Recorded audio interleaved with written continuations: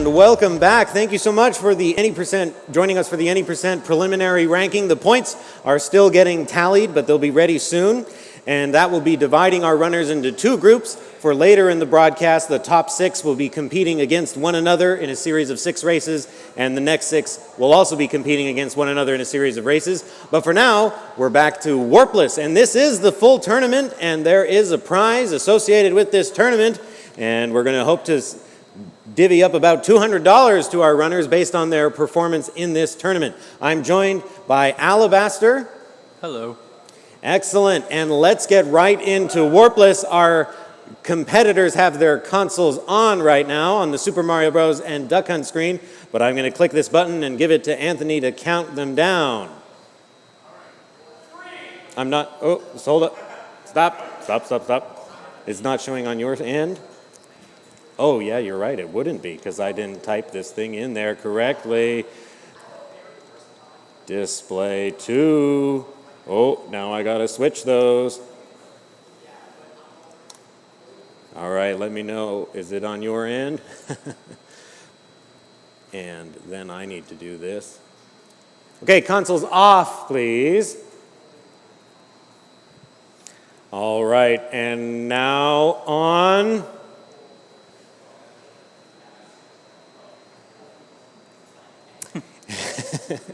And now to Anthony for the countdown. 3, 2, 1, go! Excellent, and we are in. Okay. Little close on the starts there. So Warpless. Yeah, so 32 levels. No warp zones, and it's actually fastest with Warpless to take Fire Flower because you can kill Bowser and it skips the bridge crumbling animation. So you can see some people are starting to get their mushrooms in 1-1, and then they'll get Fire Flower in 1-2, whereas other people are the ones in the lead with Small Mario. They're going to be getting Fire Flower in 1-4, and they'll get the mushroom in 1-3 that way. It's a bit faster, but also more difficult. Yeah, because they have to fit in between a platform that's above a pit and a block, but we're going to see that shortly. Yeah. Oh, okay, so Stewie is taking a little extra time there to avoid that tight jump by kicking the Koopa shell underneath. So Spiker, but Spiker loses. Stewie dies. Oh, no. Yeah. So that pipe jump from Stewie is very difficult, but you'll see here, guys, remember, it is Warpless. Don't go up. Yep. Okay, so Spiker is in the lead now, but that's a little misleading because these other guys have their fire power up. Yeah, and you'll see getting out of the underground there, some of them slowed down. That was to avoid fireworks. If you do a bit of a slow underground in this level, getting the Fire Flower, you have to slow down to avoid that. That's right, because the fireworks depend on your time. Ooh, yeah, Spiker missed it. But so you can see now GTA, Carbo, and Nifsky catching up with Spiker here. The 1-4 power grab is a bit more dangerous to miss, because if you miss it, there's a fire bar right there waiting to get you. Right. So don't want to miss that one. Yeah, we're going to see here really quickly the grab in the castle section. Stewie was with us at our last tournament, so it's great to have him here, as well as Nifsky in this group. Okay, so Spiker didn't get the Fire Flower there. Oh, and lost his power up. Oh, he was going for Small Fire. I see. So if you're Big Mario and you get hit by Bowser on the same frame you touch the axe at the end of the level, then you become small. In terms of in the game's code, it thinks you're small, but you look big. So then you can go and grab a mushroom in the next level and then a Fire Flower, and then you'll be small but fire. And you can actually get surprisingly fast times with that. It sounds really slow, but you can get sub 1910 even. Oh, wow. Yeah, it's really safe. It's just that, exactly, it's safe and it's easier to navigate when you're small. Mm-hmm. Okay, so it looks like Carbo is in the lead. GTAce and Nifsky are tied, 1 frame rule behind Carbo, and then Wolf is 2 frame rules behind that group. All right, so yeah, these races are a little longer, little more relaxed. It'll take them, hopefully under 20 minutes to get through to the end. Yeah, hopefully under 20. Yeah, so here we have a first water level, which these levels are very frame roll dependent based on what patterns you're going to get. Can be really difficult or pretty easy, so it would be good to play it safe here if they don't know the patterns. Yeah, it looks like Wolf had to take a little moment there to collect himself before continuing.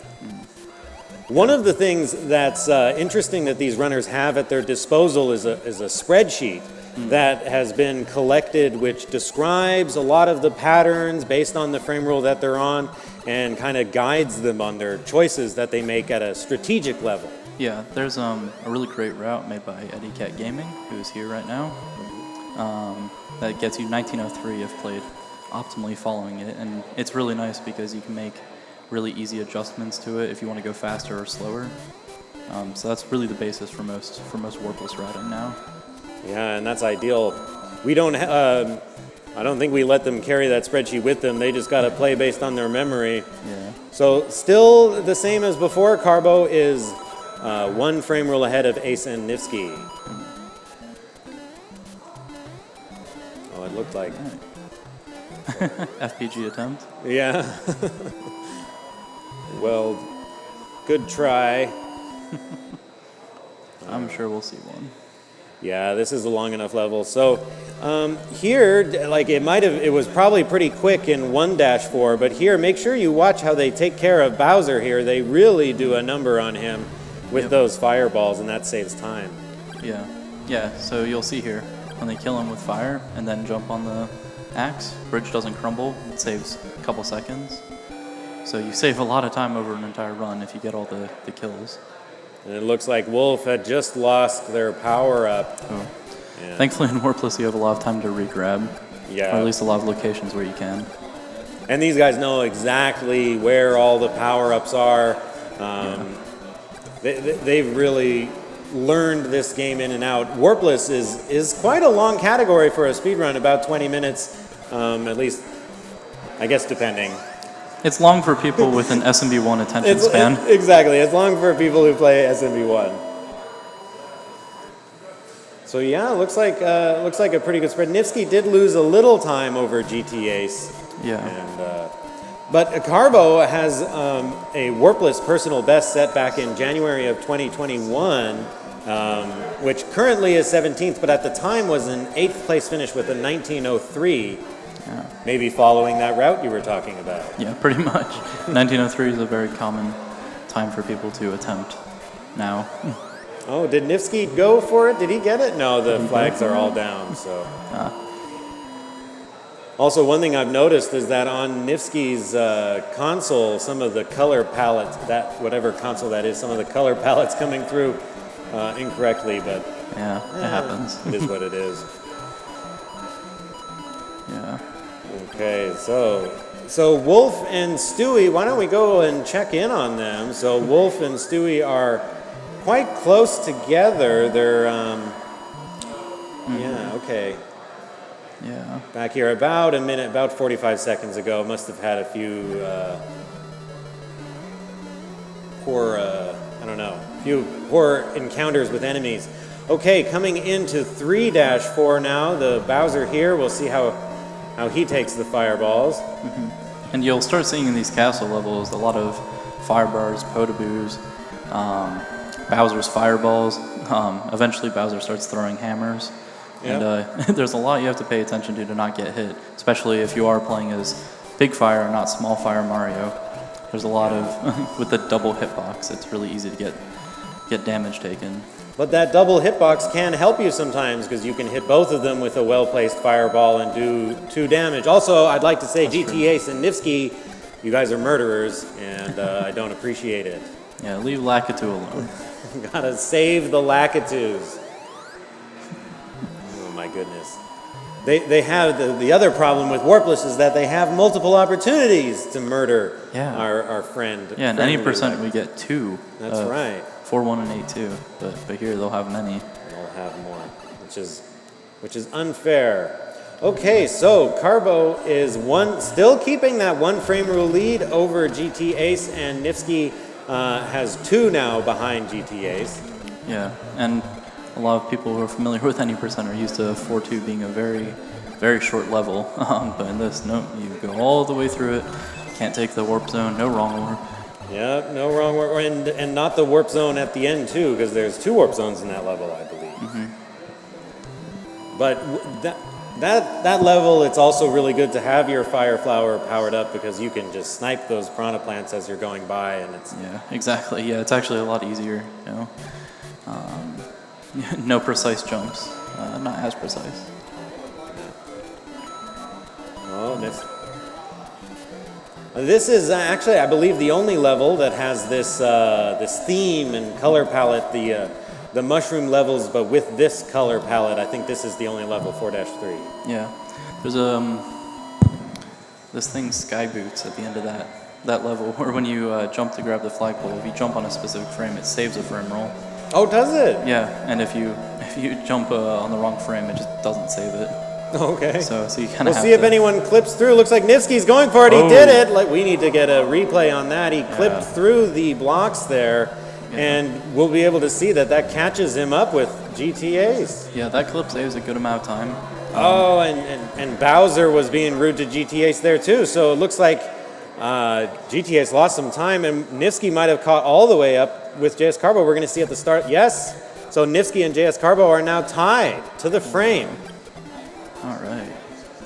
Yeah, that 4 clip is a very good time save. A great time save, but also a very difficult trick. So it's exciting to see Nifsky go for it in live competition. Yeah. Yeah, you have to jump very precisely into the wall. It clips you in very slightly, and then Mario stands up, and because he's big Mario, just clips him the rest of the way through. Gets pushed out, yeah. Yeah. Excellent job. We did have that clip at our last tournament. Cosmic did that clip in the Warpless race. Oh, yeah. But yeah, okay, so Nifsky lost some time on those stairs.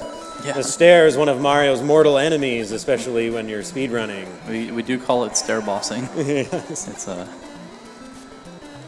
So Carbo has been very consistent here. JS Carbo, one of the things about JS Carbo is he has the world record for beating any percent 11 times in a row, and that took him under an hour. So beat the whole game 11 times in under an hour. Yeah.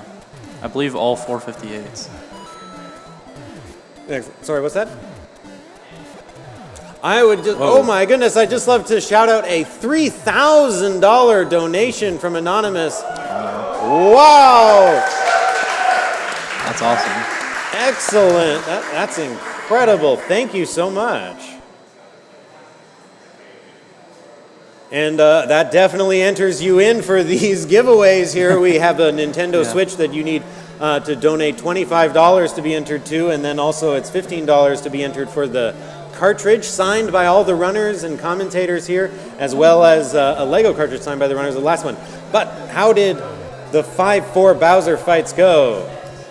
I think they went quite well. Yeah, no one took damage. Now, one thing about this this Bowser fight in particular, if you look in the replay, when he dies, it shows up as a dead Lakitu, and by my count, that counts. That counts as a murder. That's true. I mean, because it is Lakitu. He's disguised as Bowser. Exactly. They're practicing their dark magic to disguise themselves as Bowser. Yeah. Although if a Lakitu disguises itself as Bowser, is it its fault that it gets killed? No, not at all. We should protect our boy at all costs. Fair enough. Oh, one other thing, forgive me, but I noticed on the donation thing, Burndy has helped with this project before. In the past, he helped with an earlier community version of this project when we combined all the sub-5s together after the fact. So thank you for your donation, Burndy. Yeah. This is a very tricky level, 6-2. Lots of pipes. You have to snipe all those piranha plants. There is small Mario Warpless as well, and that you just have to jump off the pipe, 3-frame window for all of them. Pipe jumps after one another. It's such a beautiful level. I love that level because the color scheme and everything. Yeah, the color palette in that level is awesome. I love World 6 in general. Yeah. Okay, so we're making our way through this this Warpless race pretty well. So JS Carbo in the lead. GT Ace is 4 frame rules behind, I believe, maybe 5. And at 1.4 seconds, and Nifsky is 2 frame rules behind GT Ace. Nice. This is also another one of those levels with a strange color palette. I don't think there's anyone else that looks like this. Yeah, no. Yeah, it's black and white. It's pretty cool. Okay, excellent. Yeah. Another castle level. Yep, World 6 castle can have some bad fire bars. And I think this is one of the castles Yeah. that's reused, right? Indeed, yeah. But in this one, and Bowser taking some revenge on JS Carbo Yeah. for all of the previous murders. Yeah. So we'll see if you regrab. Sometimes if you're getting into World 7, it's not even worth it might not regrabbing. Yeah, it might although not usually people regrab unless they're in World 8. makes sense. So now GT Ace is in the lead.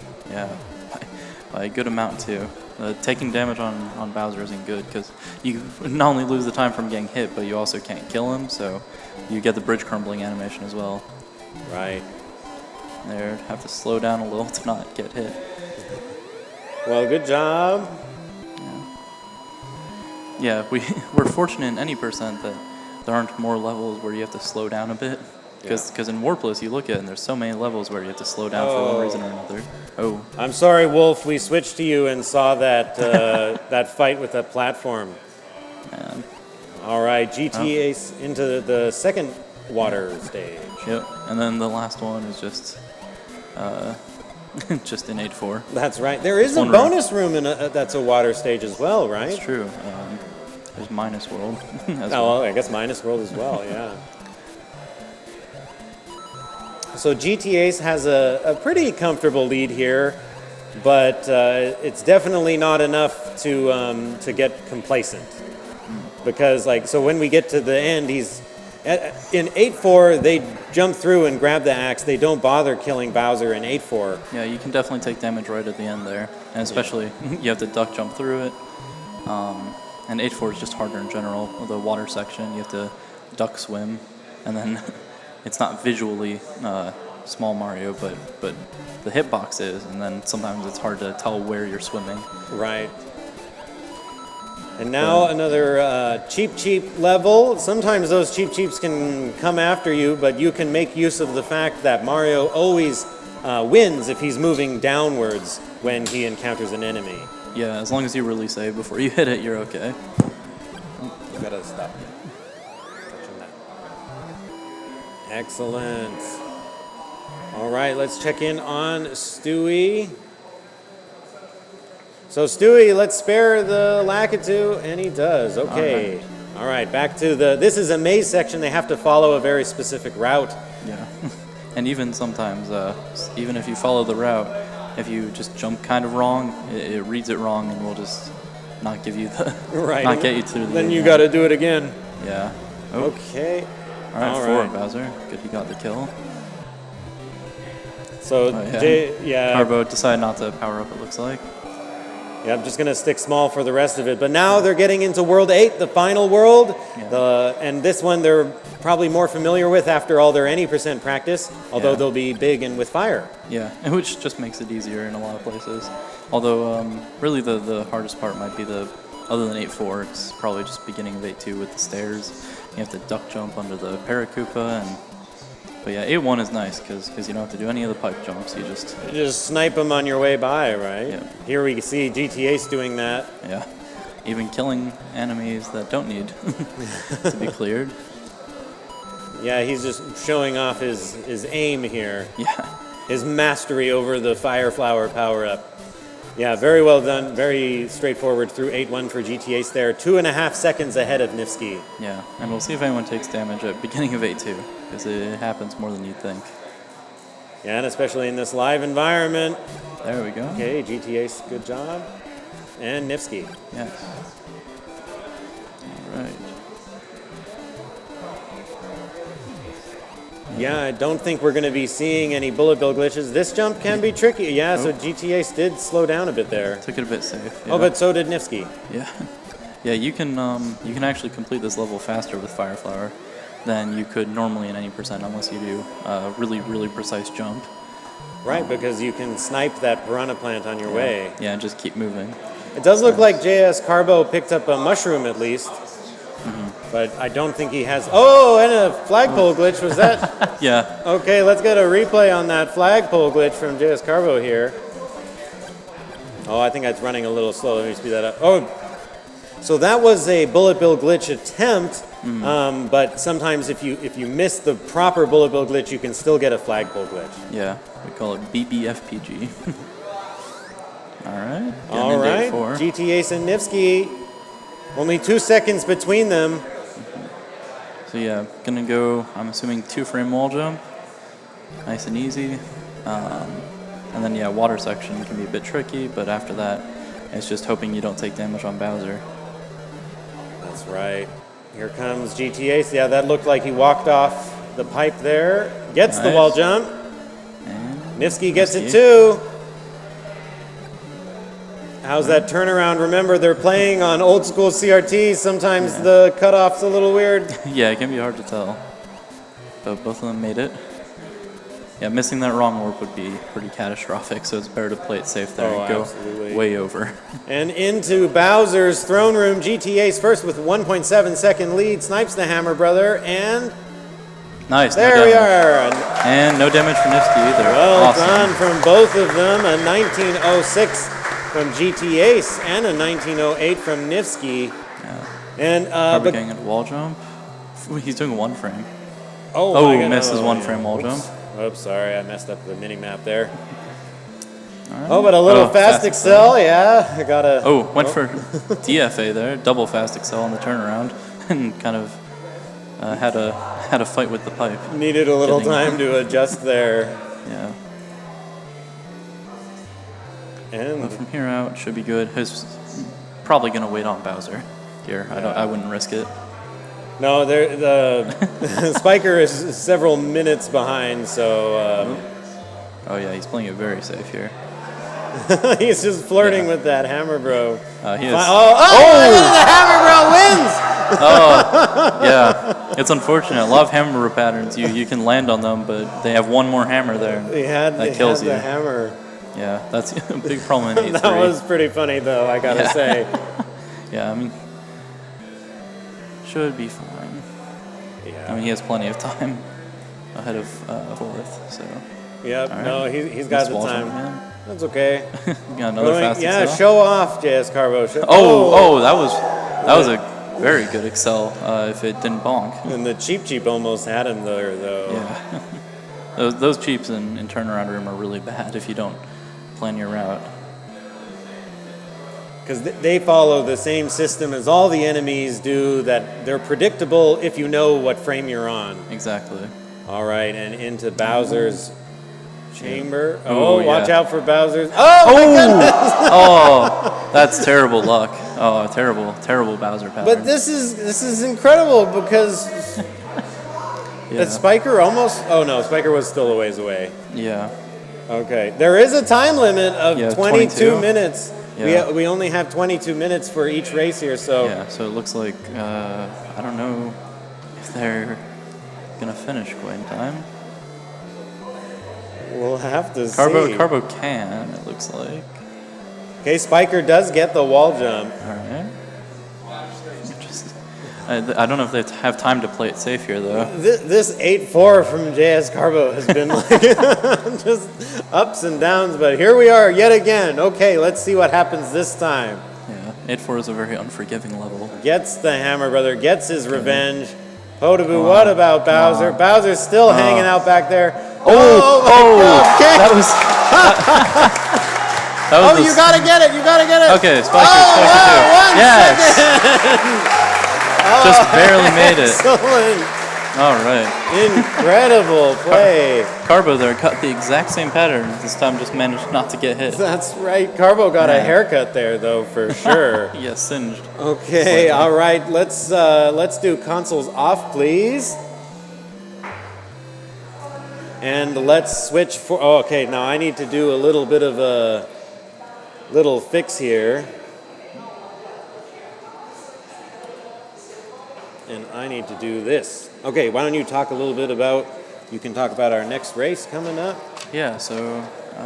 Who's playing? So let's see. Next race, we got Nebula, we got Nifsky, and then Jeremy, Spiker, Simplistic. So it's a good race. We got Nifsky, Nebula in there. Both have sub-19.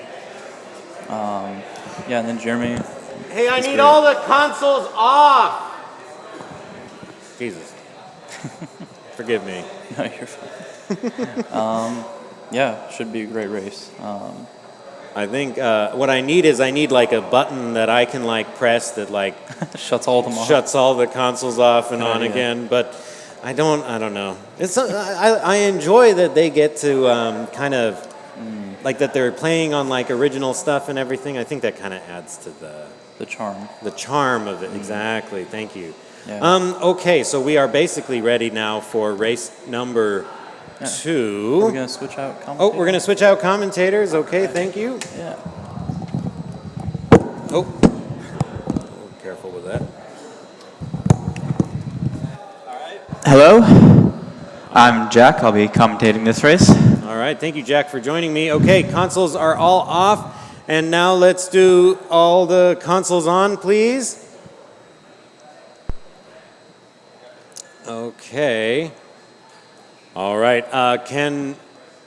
Anthony, can you do the countdown for me? Hey, who started the game? Okay, we should be almost fine. Okay, now on Anthony. Oh, wait. Stop.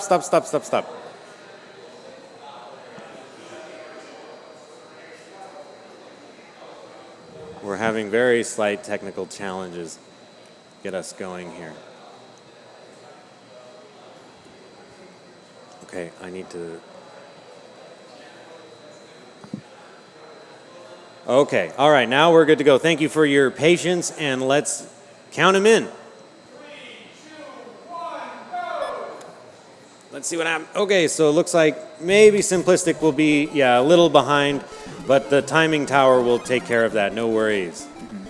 And after such a nail-biter of a race last time with 2 runners just finishing right before the cutoff, we'll have to see what happens this time. Yeah, we're going to have to see. Looks like Spiker and Nebula neglecting to get the power-up. Spiker was going for the flagpole glitch, but did miss it. All right.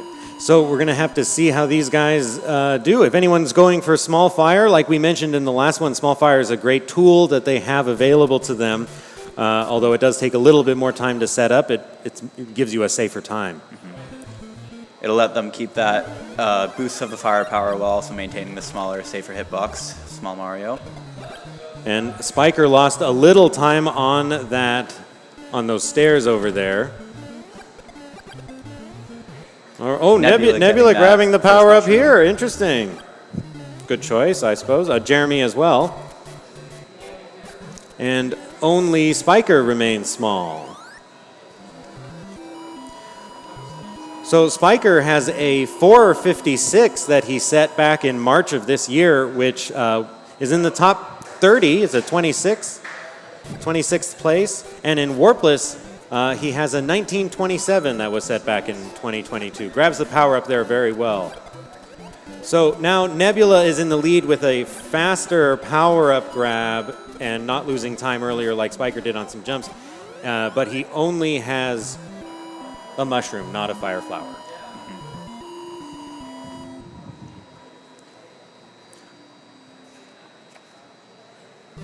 Nebula entering that first castle.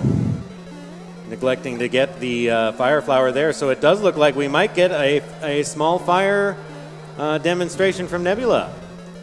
We'll see how. Let's see. Let's see. Yes. So he's waiting until Bowser gets in the right position, and I think he got it. Takes damage from Bowser at the same time as touching the axe, and that will sort of mess with his state a little bit, so that once he grabs a mushroom and fire flower, he'll be in that small fire state. We'll check in on him there. But Nifsky is in the lead now. Very close top 2 right here. Or really very close everyone starting into World 2. Yeah, they're all within 10 seconds. Last time we had people that were several minutes behind, and then here they're all in 10 seconds, so it looks like it's quite a good race so far. We'll see how long this closeness lasts. That's right. That springboard there is such a pain. It's to casual players of the game. These guys, of course, know exactly how to manage it.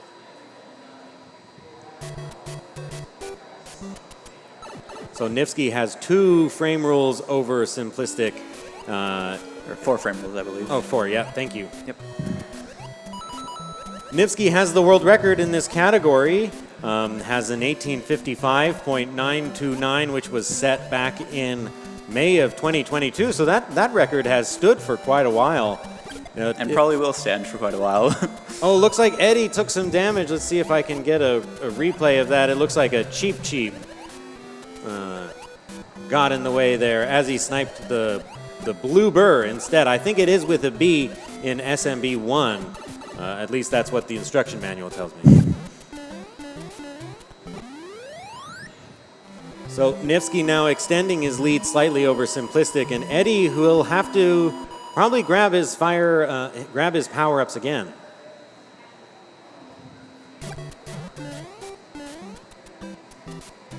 One of the things that you might not know about Nifsky is that he's very athletic. He's a basketball player. He told me that he can dunk on a 10-foot basketball rim, which for someone of my shape, round, that's unbelievable. So multi-talented. And here's Nifsky entering World 2's castle, followed closely by Simplistic, and Jeremy and Eddie closely behind. In our last tournament, from this list, Jeremy and Nifsky were there, and Jeremy absolutely dominated the Warpless. We only had time, I think we're only like two games, or no, maybe it was 4 games, but Jeremy just absolutely dominated. Nifsky with a very good Bowser kill there, and followed by Simplistic. And actually, let's see if we can check in on Nebula and see. So yeah, Nebula's managed to get that small fire. So we can see here that Nebula is running with the Fire Flower power-up, or palette, but as a small Mario. And you can see when he shoots, the game's not totally sure what to do, so it puts him back big. Or even in that, even when he looks large, he still has that small hitbox. And that's very helpful in some of these later stages where there's so many enemies.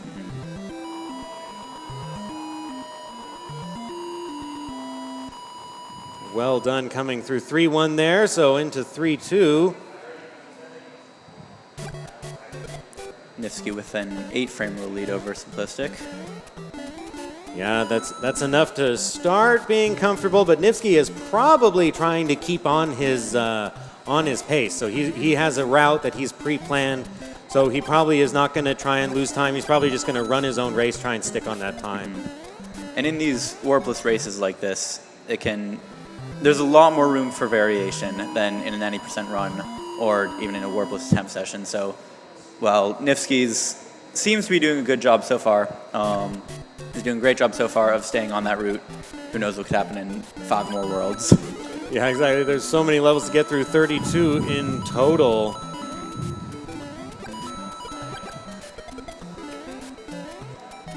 So Simplistic, Nifsky, yeah, okay. So Nifsky always shows off because that he knows all of the remainders at the end of stages. He knows how many frames he has, so he might grab the flagpole lower or in the middle, which does slow him down because Mario has less time to accelerate, but he knows he's not going to lose the full 21 frames, so he's just flexing his knowledge on us. Yeah, grabbing the top of the flagpole can save around 6 frames usually, but with the 21 frame cycle, often that. Oh. And Simplistic took some damage there at the end. Bowser. Yeah, that last fireball we saw just went right under him. Nifsky, that was uncalled for. I feel like more and more runners are starting to kill Lakitu. I think I'm like failing in my desire to protect him. I think all you're doing is egging them on, really. No, they need to stop. Like I am gonna start taking points away. I'm gonna start adding time if they keep killing him. Every Lakitu kill, the cutoff gets 5 seconds shorter. Like I have all of their runs recorded. I can go through and I'll count up how many times. Splicing in extra time. Yeah, exactly. So Nifsky with like a 7-second lead over Jeremy, but Jeremy very consistent. This is one of the things that we saw the last time we had this format was that Jeremy might have been a little bit behind, but then someone makes a mistake and Jeremy doesn't. So Jeremy just keeps going. And Nifsky skipping that warp zone as this is Warpless. As he should. I'm not sure what my program would do if he took it. I think actually it would just jump him ahead, but they would be disqualified. Yeah. So Nifsky with the 7.5-second lead. And now we are, as mentioned earlier, we are starting to see a little bit more variation in runner times as the levels carry on. Yeah, it's easy to get a spread once they've had enough time to run into one of those enemies. So Nifsky, of course, was the first person to beat Super Mario Bros. 1 in under 4 minutes and 55 seconds. So he got the 454.948 in Super Mario Bros. Any percent. Was the first person to do that, and yeah, just absolutely incredible player of this game, and many other variants, like something with, like, don't you guys play something with, like, Mr. Krabs or whatever? I think he's good at that too. Yeah, Okay. no, he's played quite a lot of ROM hacks as well. Let's see if Nifsky not going for the clip Yep, here. Nifsky knows he's ahead, so he didn't go for the clip, but looks, no, Jeremy didn't either. And Nifsky Nifsky, with a good Bowser kill. and then we'll see how Jeremy does. Yep, Jeremy Another getting a solid good kill as well. Let's check in on Nebula. Let's see if he still has that small fire power-up. Looks like he does. And actually, whoa, Nebula and Spiker, or yeah, Nebula and Simplistic, excuse me, are right next to one another. Seems like they're entering World 5 on probably exactly the same frame rule, actually. So Nifsky just taking care of those piranha plants to make those jumps easier.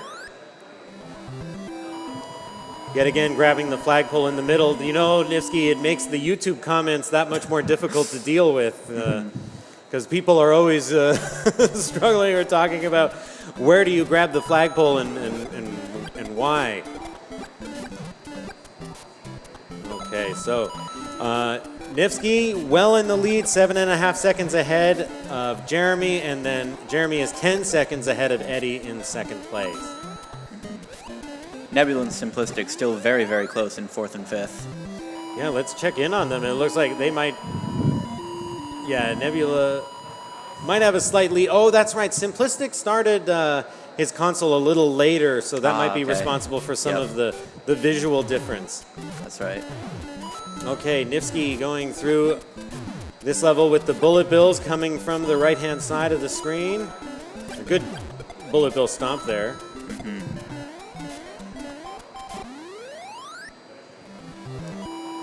Nifsky about to be exiting World 5 here. One more level to go. Hopefully Bowser is kind. Navigating through these fire bars and potaboos. This is where we kind of see, to a certain extent, the value of Nifsky's preparation, because he knows the right frame rule to get here in order to get through that section easier, right? Yeah. So that's following the route and being, you know, understand. Oh, Jeremy. So Jeremy did take some damage from Bowser there. Bowser avoided some of those fireballs. Oh, that was rude. Another was Lakitu rude. kill from Nifsky. That was so rude. One of the things, I'll put the replay up here of Eddie getting through. Oh, that was close. Of Eddie getting through 5-4 is that's Lakitu as well. So True. if I had my way, you wouldn't be allowed to kill him either. What do you do? Just get stuck at the end of World 5? No, you have to, like, touch the axe, I guess. I see, Maybe I see. falling. Well, actually, is falling in lava more traumatic than being shot by fireballs? I'm not sure. Okay, here we are through 6-2. One of the most beautiful levels in this game, in my opinion, just because of the nighttime color palette and just all of the pipes and piranha plants. Yep. Nifsky with a pretty commanding lead at this point. Oh, yeah, 20 seconds ahead, but Eddie and Jeremy are quite close together, so still competing over second place. Looks like Jeremy is back powered up, which is important for this stage. Yep. With all these piranha plants. So that's a difference of about 2 or 3 frame rules there, probably. Very close battle for second here between Eddie, Jeremy, and Simplistic. All pretty close to each other, even this late in the run.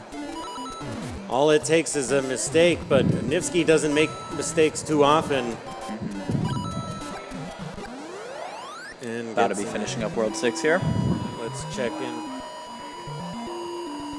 So our total ranking is Nifsky in first, and then Eddie, Jeremy, Simplistic, Spiker, and Nebula. They are all within a minute of one another, so we might be able to finish without anyone running out of time. Okay, let's catch up back with Nifsky here to see how he faces Bowser in 6-4. Good kill. And this is one of the ones where Bowser's throwing hammers at you. Bowser does continually level up with the fireballs and the hammers and so on. And as we saw, last run with JS Carbo can be pretty brutal at the end there. Oh, in World 8. absolutely. Nifsky just taking us for a walk in the park. Let's see. So Eddie and Jeremy just finished off 6-4. Maybe I should have switched a little earlier. Let's see if we can catch one of these guys. Oh, all right. Oh, let's catch Nebula's Bowser kill, and then we'll go back. So the Podoboo 8. Oh, it looks like Nebula got quite a bit of lag there. That can happen when there's so many hammers on screen and fireballs. It can make it a bit, it can lag the game. It is from 1985, in fairness. That's true. So Nifsky now going for a swim. One of the interesting things about swimming in this game is that you don't need to be pressing right the whole time. Once you get up to speed, you could just let go of right and play through the game. And just as long as you hit swim to avoid those whirlpools and you shoot the Cheep Cheeps and bloopers out of your way, you should be good. Just let him grab the pole. Okay. So Eddie and Jeremy are still right on top of one another, maybe just one frame rule apart from one another, I think. Yep. Frame rule we're using as a unit of time, it's 21 seconds or about 21 frames, excuse me, or about 0.35 seconds. Thank you. So we did get some damage there, so they both took damage. Oh no. Even more even. But now, at this point, this late in the game, they might just stay small throughout. Especially because in World 8, at least, you don't need fire to kill Bowser any faster, because the bridge coming down isn't going to lose you any time. Still safer, but less impactful this late. Yeah, they both went right by that mushroom, so I think they're 2 frame rules apart. So. Okay, let's check back in on Nifsky here on the penultimate castle stage. Another maze level here, navigating it with ease. And let's see how, I believe this is a Hammer Brother disguised as Bowser. Yes, excellent job from Nifsky there. Let's see if we can catch Eddie and Jeremy. Looks like Jeremy did lose a little bit of a time. He's a bit farther behind than last time we looked at him. I need to. Let's see how they face with Bowser. Okay. Eddie getting a forward pattern. Yeah, when Bowser moves forward, it's great because you can just go under him. But Jeremy there had to wait, so Jeremy lost yet more time over Eddie there. And returning back to familiarity here in World 8. Yeah, which all these, even if you run warps, everyone has to go through World 8. Oh, his palette messed up again. This is actually kind of cool. So what it must have happened is that when the system sends the palette data to me every time, and just one of those bits must be getting corrupted sometimes. It doesn't seem to be messing up too much else. Okay, good. Nifsky sparing that Lakitu. For once. Much appreciated. We'll see if he's on track for, to get a bullet. That was cleaner than last time. Nifsky played in round 1, and that was cleaner. Yeah, okay, good. No bullet glitch attempt, but still a solid 8-2. Well, I think we've already today. Oh, Eddie, I switched you, Eddie. and I saw that. So rude. Oh my goodness. Yeah, well deserved. That's karma. You know that's what? Karma right you know there. what? I shouldn't be so rude, but you stomp Lakitu and die. Hey, sounds deserved to me. Okay, let's. Sorry, Eddie. Eddie made things a little difficult for me because he registered at the very last hour, and I had some stuff already set up, and then he made me have to redo it. So Nifsky looking to cement a really good time here, depending on how 8-4 goes. so now, what happened to Jeremy there? Or is Jeremy? Yeah, Nifsky. This is incredible pace. 18:25 into 8-4 here. I imagine going to go for 2-frame wall jump with that lead, but we'll see. Yep. Yeah. That's the right decision. Yeah. Gets it.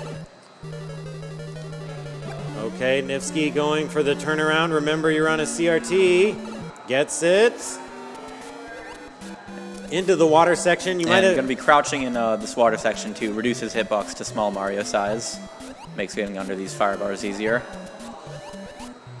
And this is exciting into Bowser's throne room. What an excellent time. This is he's got to go for it. Yes. Ooh, 1904. That is an incredible time. That's actually incredible.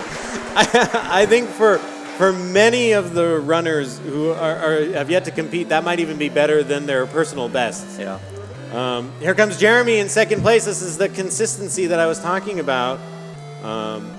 He is small right now, but he should do very well through this section. Mm-hmm. It's definitely worth taking a moment to wait at either Bowser or the Podoboo. Little lost time on that pipe exit. Still in a solid position, though. Yeah, waiting Waits on for the the Podoboo. He has time to wait for Bowser as well. Yep, gets it. Perfect. 1944. Well done, Jeremy. Great job, Jeremy. Second And place. Nebula exiting water here. Spiker not too far behind. So Eddie must have lost a fair bit of something else we must have missed, because Nebula now going for third place. Gets it. Gets it. 1956. That's 3:19 times. That's And let's see Spiker here. here comes just flirting with Bowser a little bit, but gets it as well. And it's looking like everybody's going to finish out this race, given that our cutoff is 22. Yeah, our cutoff's 22 minutes, so this is ideal. It looks like Eddie and Simplistic's just in the water section. So let's see how Eddie does with Bowser. Plays it safe. Plays it safe. Gets it. The right way to go. All right. 1 to go. And no worries, because he could, yeah, exactly, take damage, but just run through. Excellent job. Well done. All Good of our time for runners. all runners. And an incredible time from Nifsky. That's within 10 seconds of the world record there. Yeah, we really need to highlight just how incredible Nifsky's run was, especially in this live setting. So, excellent job. Okay, so now we're going to just need a few moments to prepare for our third round. And I need to do this. So you can talk about who's going to be playing here. All right, so this final race, we're going to have GT Ace, Cosmic, Wolf Attorney, Jeremy, JT Knott, and Eddie Cat Gaming. So we'll see. So far, some great times being put up in these Warpless races in, such a category where there's so many opportunities for something to go wrong. Really, these runners are doing a great job of sticking to, for the most part, at least in the front, not a lot of mistakes, especially with Nifsky there with that wonderful 1904. 1904, absolutely That is such a incredible. good time to see in a live race. Oh, absolutely. And these guys are playing under pressure, right? They're on a stage. They're in front of a bunch of people. And especially for a player like Nifsky, who also just recently started playing with controller. Even more impressive when you think about it that way.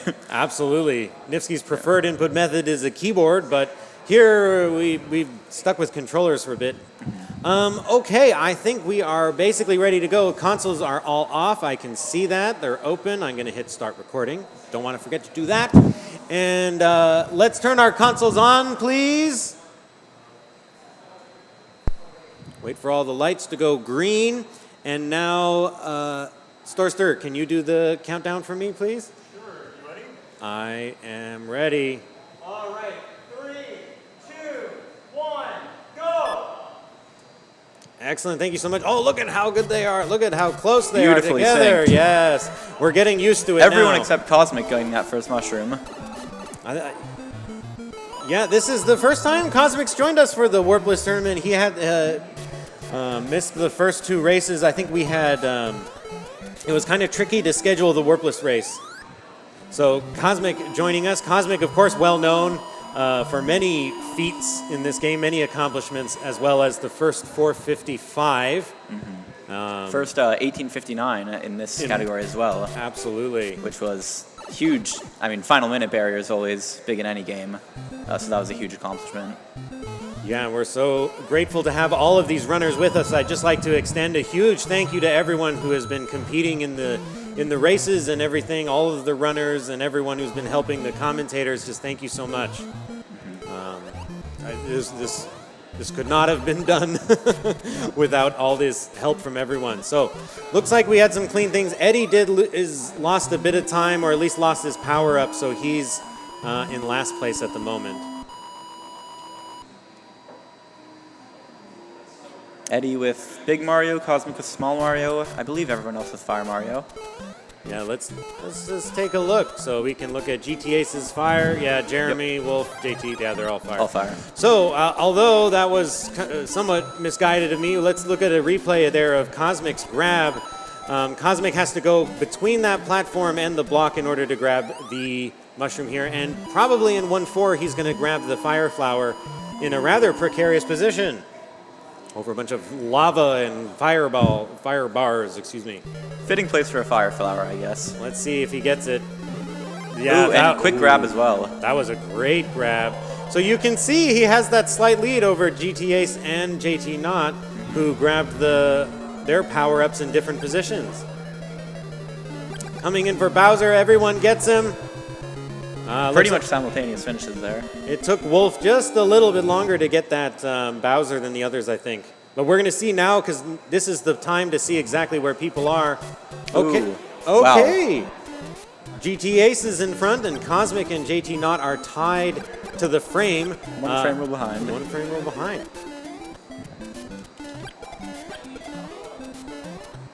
And Jeremy with only 2 more frame rolls behind them as well. Yeah, and that's not enough of a gap from Jeremy to feel comfortable, I don't think. One thing I can mention about some of these runners, so JT Knott is actually 2 of our top 4 players, at least as far as I know, are guitar players. JT Knott and Jeremy can both play guitar very well. Actually, it was kind of interesting. A lot of our runners are very musical. I wonder if there's a correlation between Super Mario Bros. 1 and music.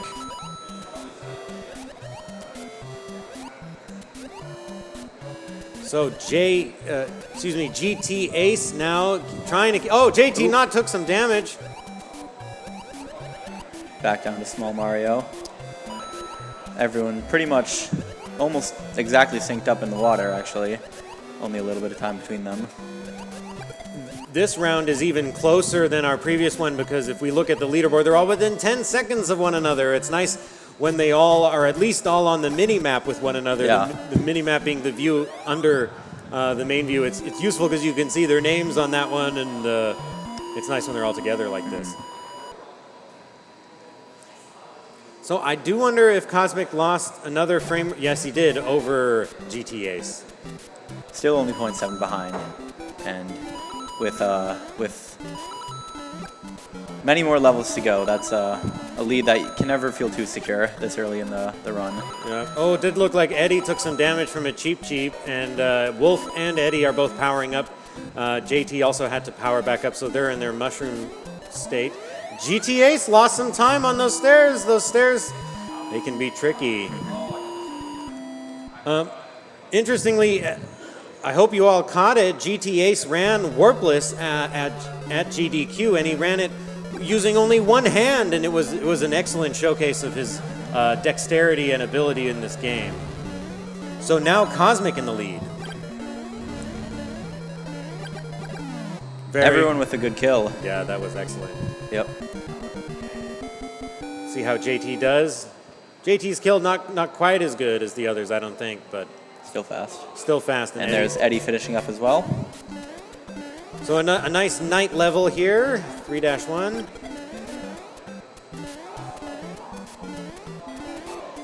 And yes, GT Ace and Jeremy are tied to the frame. It's always interesting. One of the cool things about this view is you can see them taking different routes. I saw Cosmic went kind of a lower way than GT Ace and Jeremy there. Which is something, generally you won't see that in any percent, where, you've got 8 levels standardized Pretty much everyone uses the same movement everywhere. In Warpless, there's a little more room for variation.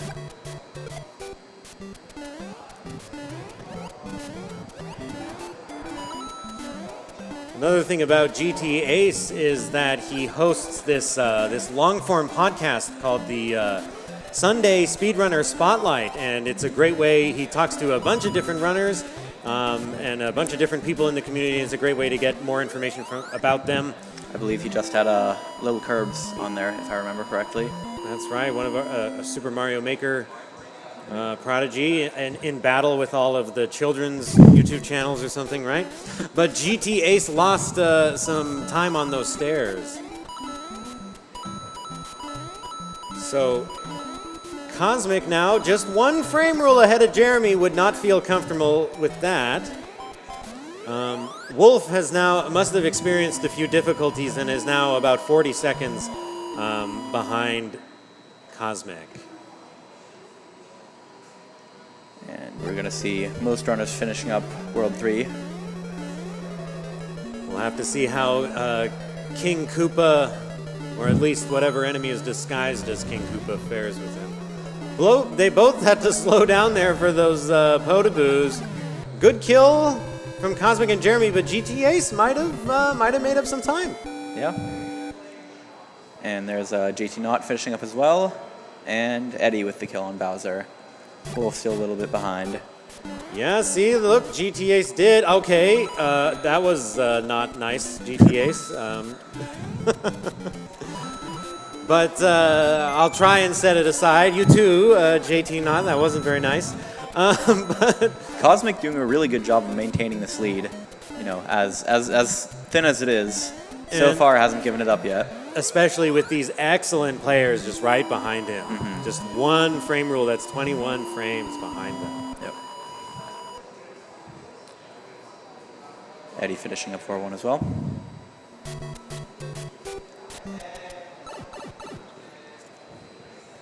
Yeah, let's well, this level is a little bit different now. They get to go above. They don't need to be doing those backwards bumps against blocks or anything in order to take the warp zone. They can just kind of do what they want to do. Always different to see 4-2 in a warpless context where, you know, normally it's such a short, quick technical level. And, you know, here it's still technical, obviously, but more time. Right, Wolf, don't think that slipped by me. Even though you're off screen, you know, I can still see that was unacceptable. All right, so Cosmic still doing a good job of staying just 1 frame rule ahead of GT Ace and Jeremy.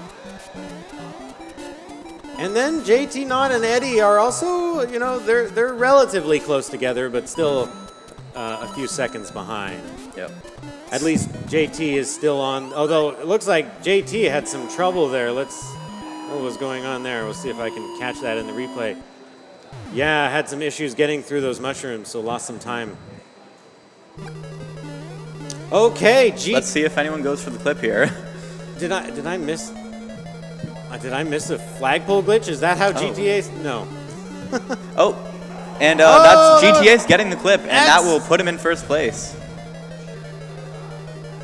What a maneuver from GTA's. That is, you know, when you have 3 runners so close right there, that is definitely a big risk to take, but one that paid off. And now it'll be Cosmic playing catch up. That was incredible. Yeah, that's a really impressive clip. And to do it in this setting and with this pressure, those 2 frame rules that GTA's has over Cosmic are hard earned. Yeah.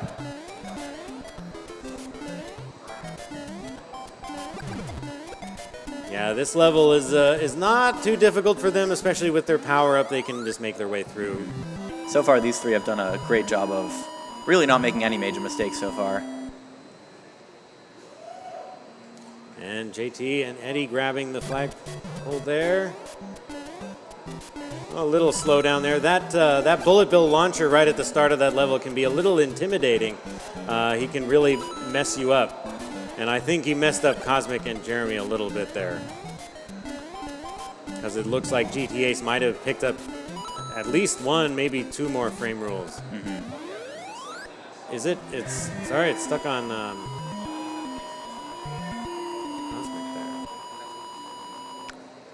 and that's GTAce with now looks like 4 frame rules over Cosmic.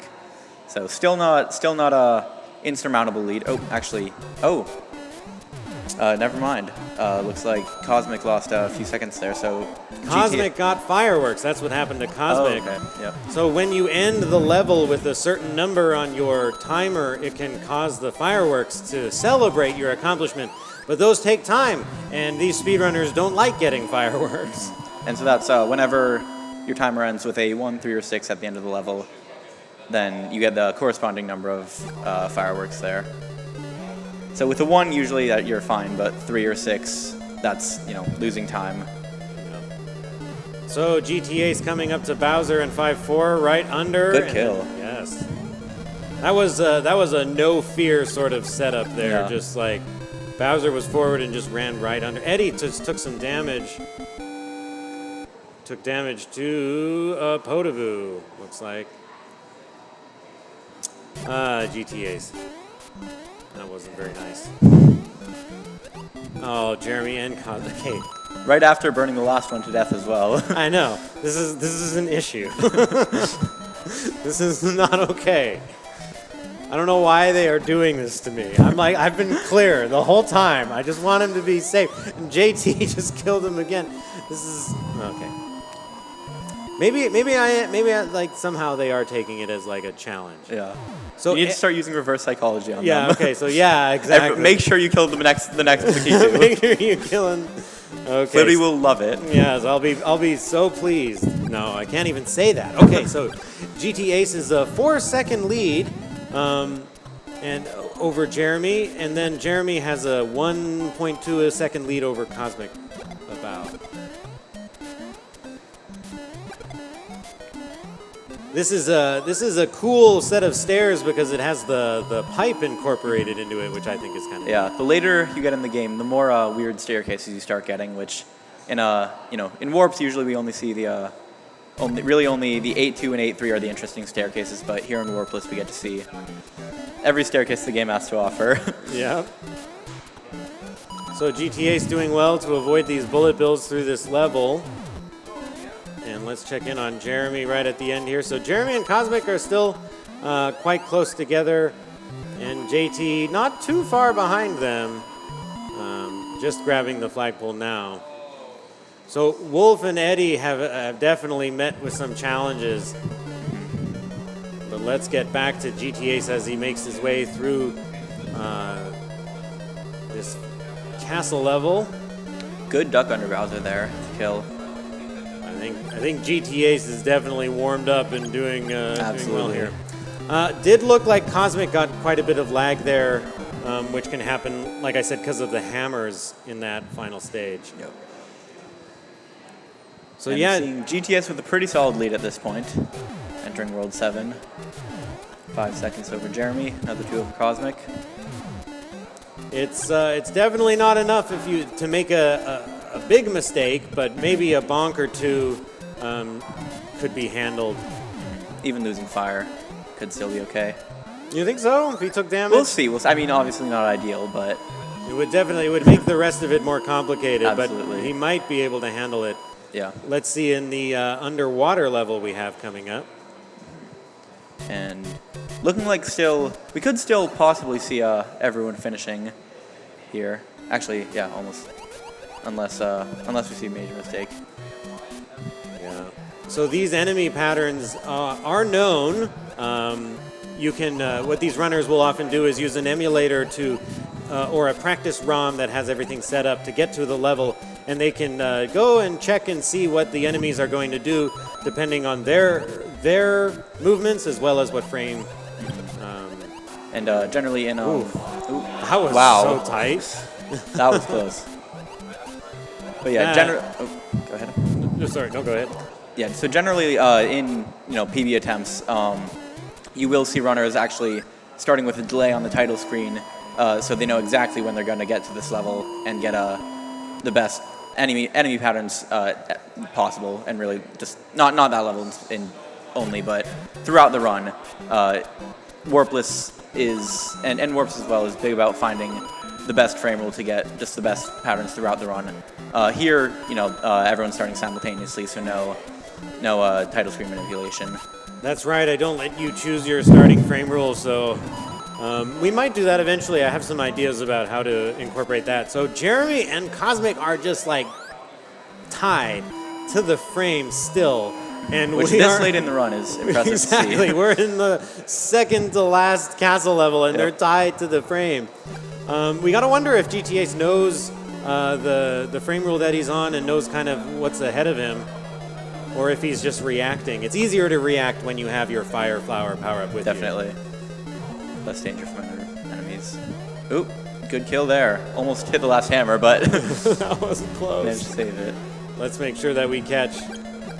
Jeremy had a cleaner kill over Cosmic, might have grabbed a frame rule. Let's check in. Let's watch JT Not. Oh, I just clicked wrong. I just missed it. JT Not had a good kill, it looked like, though. Interesting to see that hammer bro can apparently throw many more hammers than all his brethren. Yeah, exactly. Yeah, you got to watch out for these dark arts practicing enemies. You know, the lore of this game is actually kind of fascinating. They've changed all these mushrooms into blocks, and I don't know, it's strange. So yeah, Jeremy does have a frame rule over Cosmic in now our final world, our final 4 levels. We can pop back over to Jeremy here. Might have to switch back to GTAs to see if he'll kill Lakitu or not. You better not. Don't you have to like slow down? He's going to be in the middle of a quite complicated duck jump and stuff. True. See, there we go. Spared him. Spared him. For once. Much appreciated. Okay, Jeremy and Cosmic both spared him as well, so that's excellent. Okay, this jump can be tricky, easier with the Fireflower. Little Small brush. bonk, but yeah. Not too much of a time loss there. That would be something you would typically want to avoid, but it looks like it happened. Oh, Jeremy just took damage. So Jeremy coming over, was it from the Paracoupa? Yeah. Oh, wow, yeah, just missed with those fireballs. Just missed it. And that's, for 8-3, gonna be a little bit trickier with dealing with hammer bro patterns, but the big difficulty will be getting past Bowser now without the safety of the possible extra hit. So we might see him slow down for that, we might not. Yeah, there's no really good chance to pick anything up, so he's just going to have to be small for the rest of it. Yep. This GTA slowdown, center in the final level here. this slowdown that Cosmic does is by design to avoid those fireworks that he experienced earlier. But oh, something must have happened to Jeremy. And GTA's looking to get another solid time here. Yeah, in the final GTA's level. coming through into the wall jump, walk off the pipe strategy to give him an extra frame for this jump. And he hits it. Gets it, well done.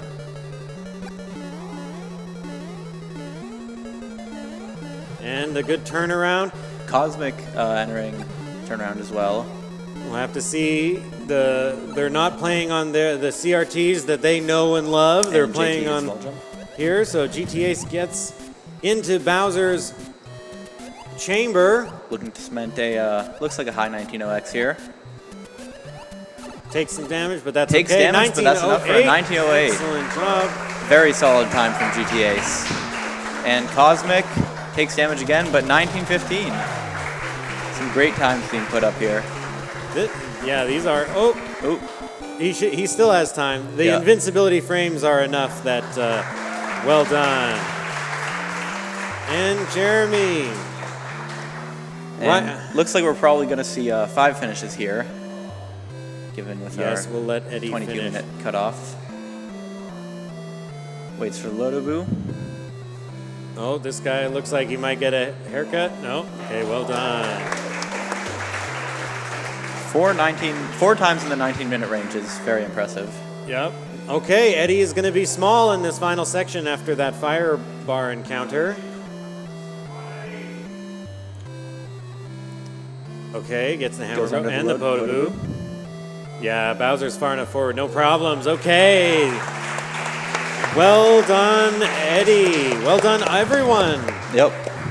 Some fantastic times put up in this Warpless race here. Yeah, that 1908, that's really good too. Okay, now I need to hit Round complete. So well done. So we are actually going to go to a break now after our first 3 Warpless. We're going to come back with 3 more Warpless races.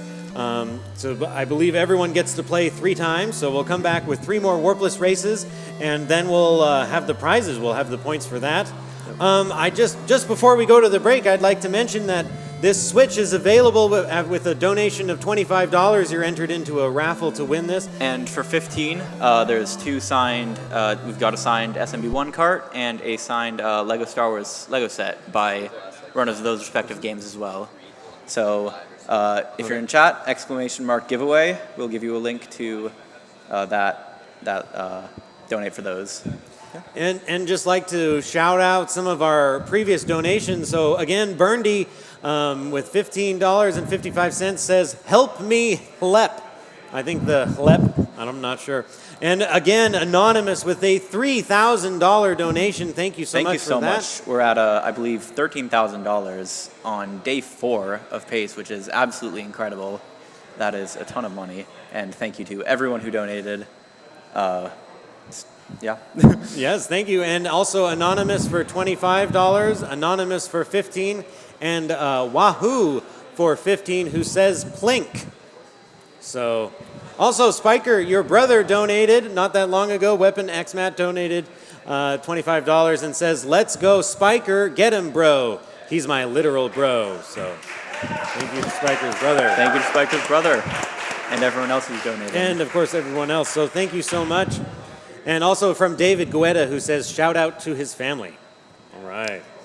And so thank you so much, and we'll be back soon for the next 3 Warpless races. Thank you, everyone.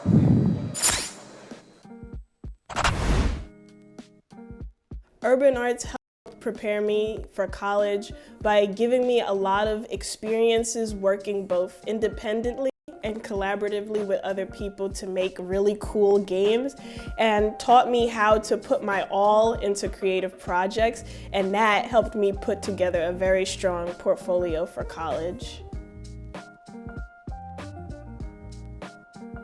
The best part about being in the urban arts community is the people that you meet. A lot of the people here have the same interests as me, so in the future, making friends here will benefit me and them and everyone around, because we all benefit from each other by gaining skills that other people had that I may need. Urban Arts helped me see myself differently by showing me that I can be a good leader. In the studio program, I was assigned the role as project manager, and fulfilling that role for the first time actually helped me realize that I have good leadership skills, and it really helped me to develop them.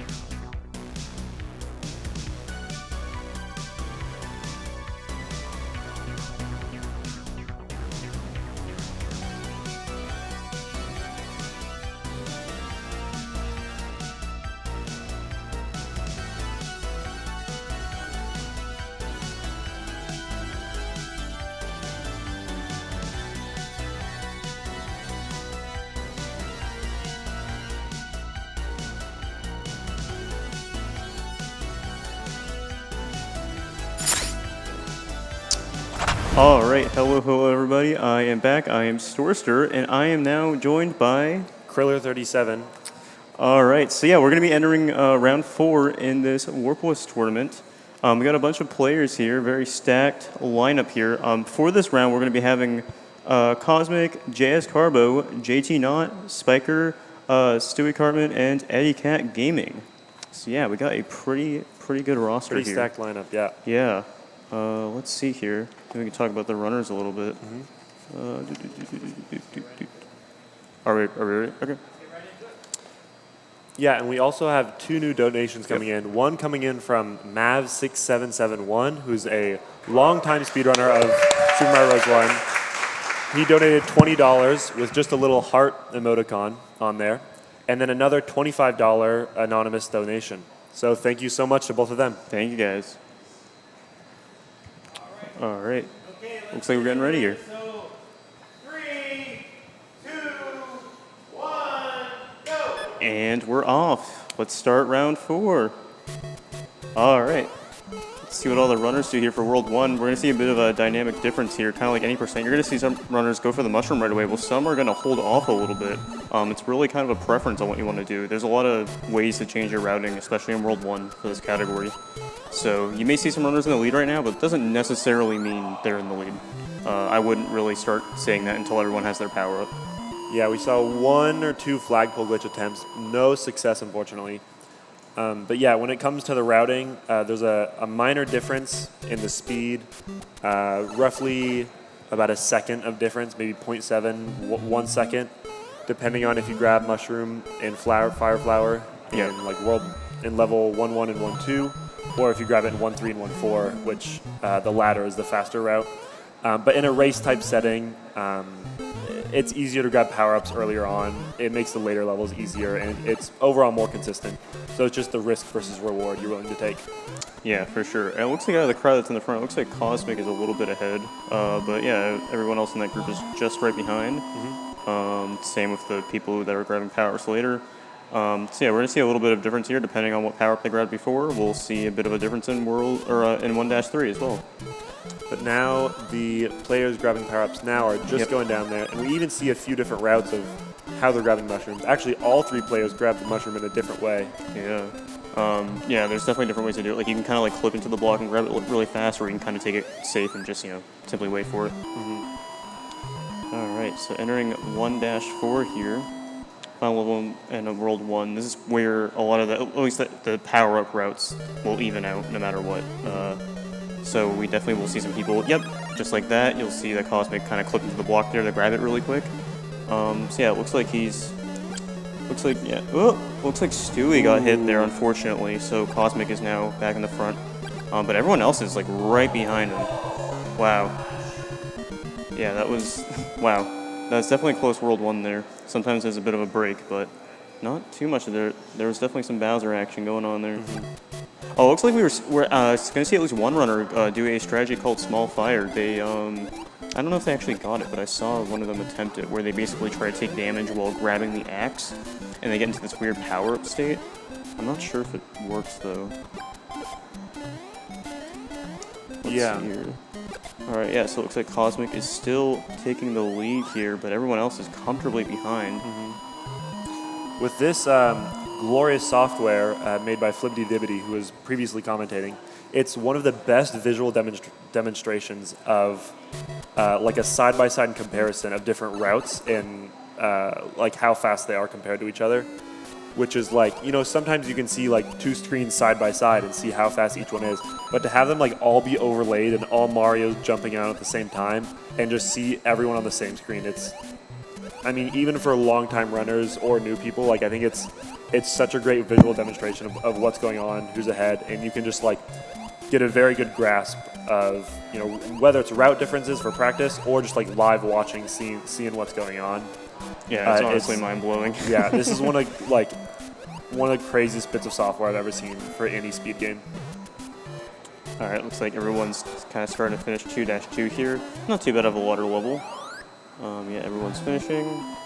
Good. Pretty standard stuff. Cosmic is still in the lead by about just a little under 2 seconds there.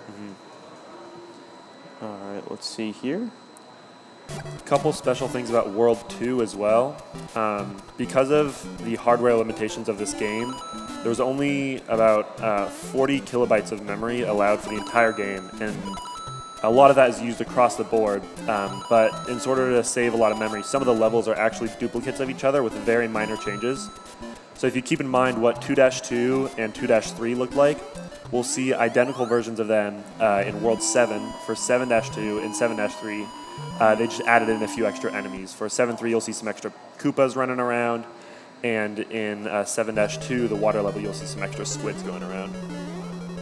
Alright, second castle level here, 2-4. We're going to be doing some maneuvering between the fire bars. Depending on what pattern you're on, you may have to do a bit of ducking to get through there, or a little hesitation. Getting here on the Bowser kill, let's see. Alright, Cosmic is very much keeping his lead. Looks like, okay, everyone's generally getting through there. Yeah. Seeing Spiker down there.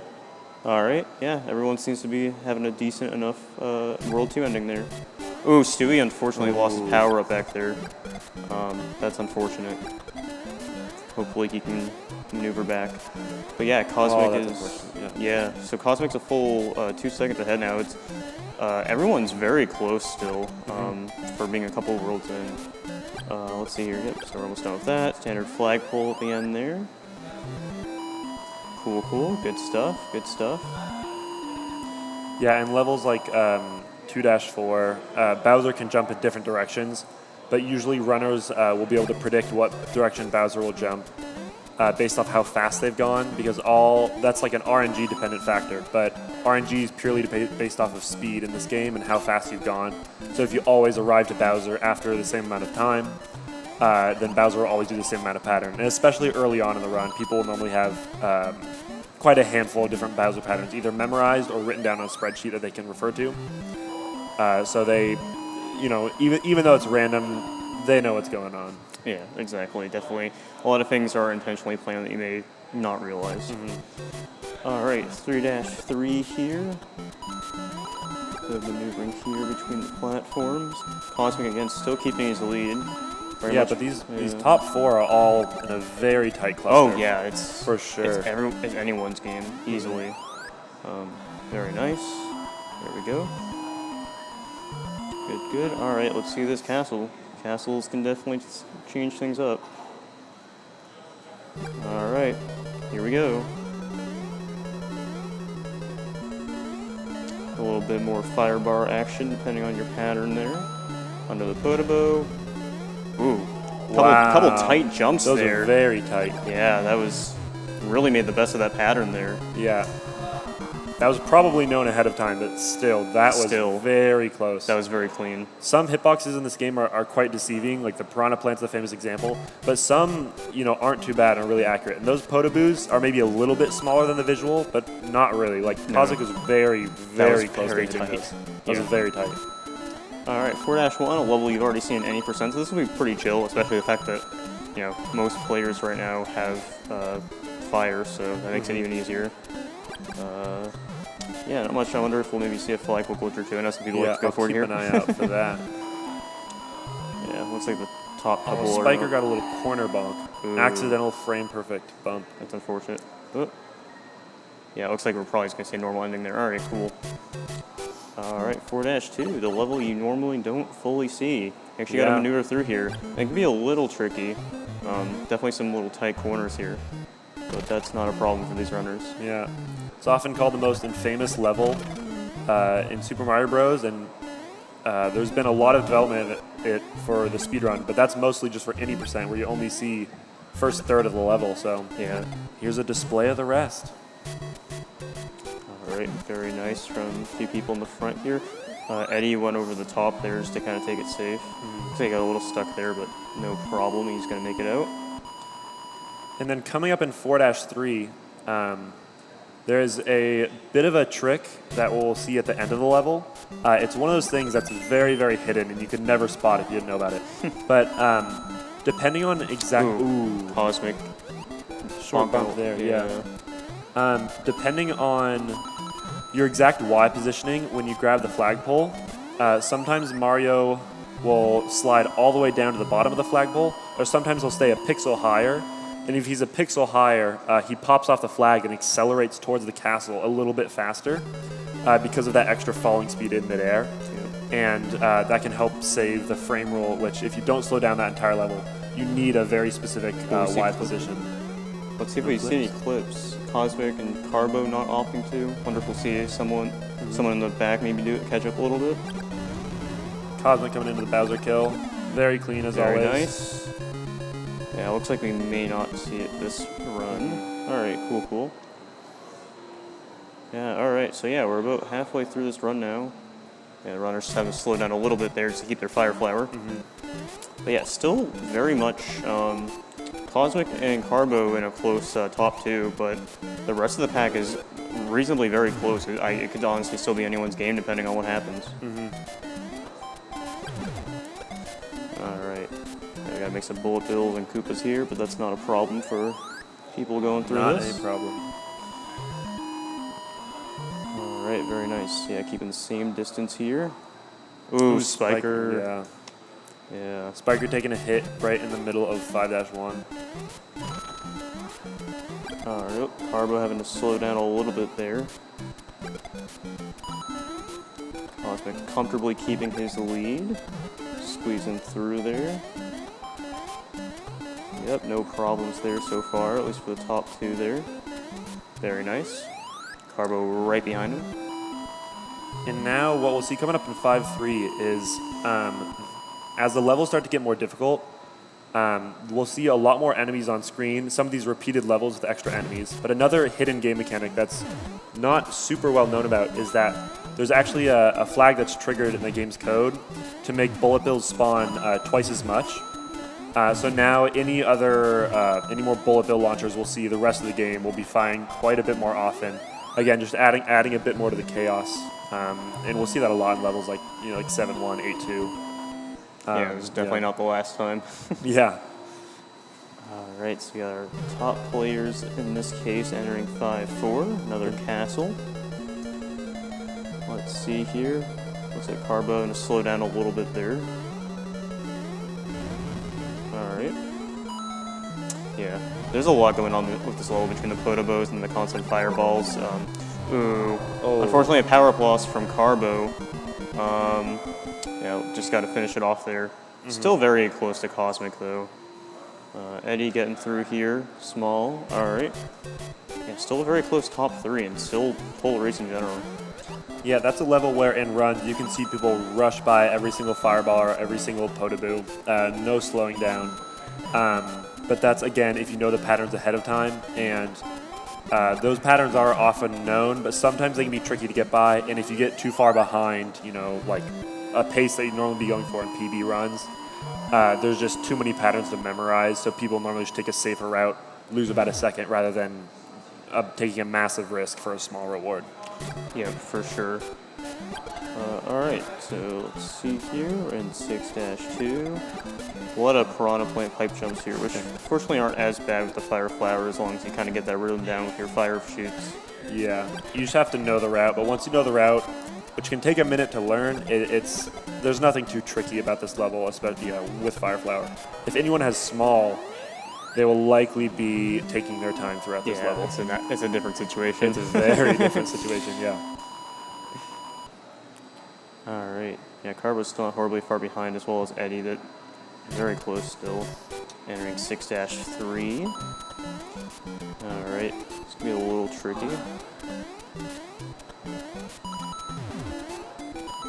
Yeah, there's another level where the bullets can get you depending on the frame rate. You see the Cosmic kind of slow down a little bit there. Yeah, rather do that than getting a bullet to the face. Yeah. Alright. Yeah, again, everyone's still reasonably close. Alright, here. Got another castle level, 6-4. That's more Potobos had to slow down for, unfortunately. Yeah. And this will be a duplicate of 1-4, the first castle level. However, there's many more fire bars going on. But overall layout is perfectly identical. And also, this is the first level where Bowser will be throwing hammers. That will often cause lag in runs. When there's Bowser, hammers, and fireballs going on, this console from the 80s can't really handle it. So there's lag avoidance strats but sometimes players can lose anywhere from 1 or 2 frames up to maybe like 10 frames. And at a 60 FPS game, I mean, it adds up a bit. In a race setting, it's not terribly important. No, it's just negligible. Yeah. All right, finishing 7-1 there. Things are going pretty steady from what it seems. Again, this lead has stayed for a while. We'll see if that shakes up a bit. Yep, Carbo also finishing off. Very nice. All right, 7-2 will be a bit familiar. It's another water level. Yeah. Yeah, a little bit of deja vu here. These bloopers can be a little annoying too if you don't know your pattern and such. You got to be on your toes a bit with your fire flower. You also can, in certain sections, also duck to make your hitbox smaller to squeeze through certain parts if need be. I don't believe that's done terribly often in 7-2. But Usually you'll see that in other games such as Lost Levels. Yeah. All right, very nice ending Very there. clean, yeah. Yep, bloopers were nice today. Yeah, you can see some real mean enemies. If the game's not in the right mood, Yeah. you can get some very frustrating, take very frustrating damage there at the end. But so far, been pretty nice to everyone. Yeah, looks like it went well for Carbo and also Eddie here. Again, 7-3, bit of deja vu as well. Just got some cheap cheeps flying. Another flashback from an earlier world. Yeah. And runners with a very keen eye and much more Super Mario Bros. Knowledge may be familiar with a category called Minus World Ending, which is a run done on only the Japanese version of this game, where you go down a pipe in a warp zone before the warp zone is loaded, and it takes you what's known as a glitched world. On the display, it'll only show blank-1, but you're actually in world 36.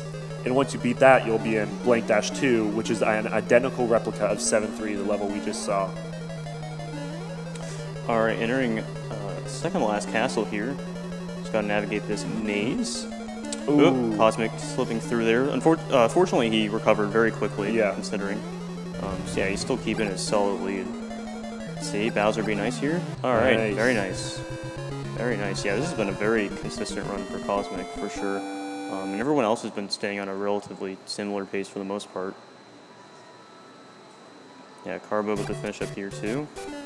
Very nice. Yeah, 7-4 has the most hidden hammer bro in the game, because as everyone is fully familiar with the lore, all of the first 7 worlds, there's no true Bowser. They are all other enemies disguised as Bowser, which is why they always turn into a different enemy after Bowser dies. So 7-4 it was a hammer bro disguised as Bowser.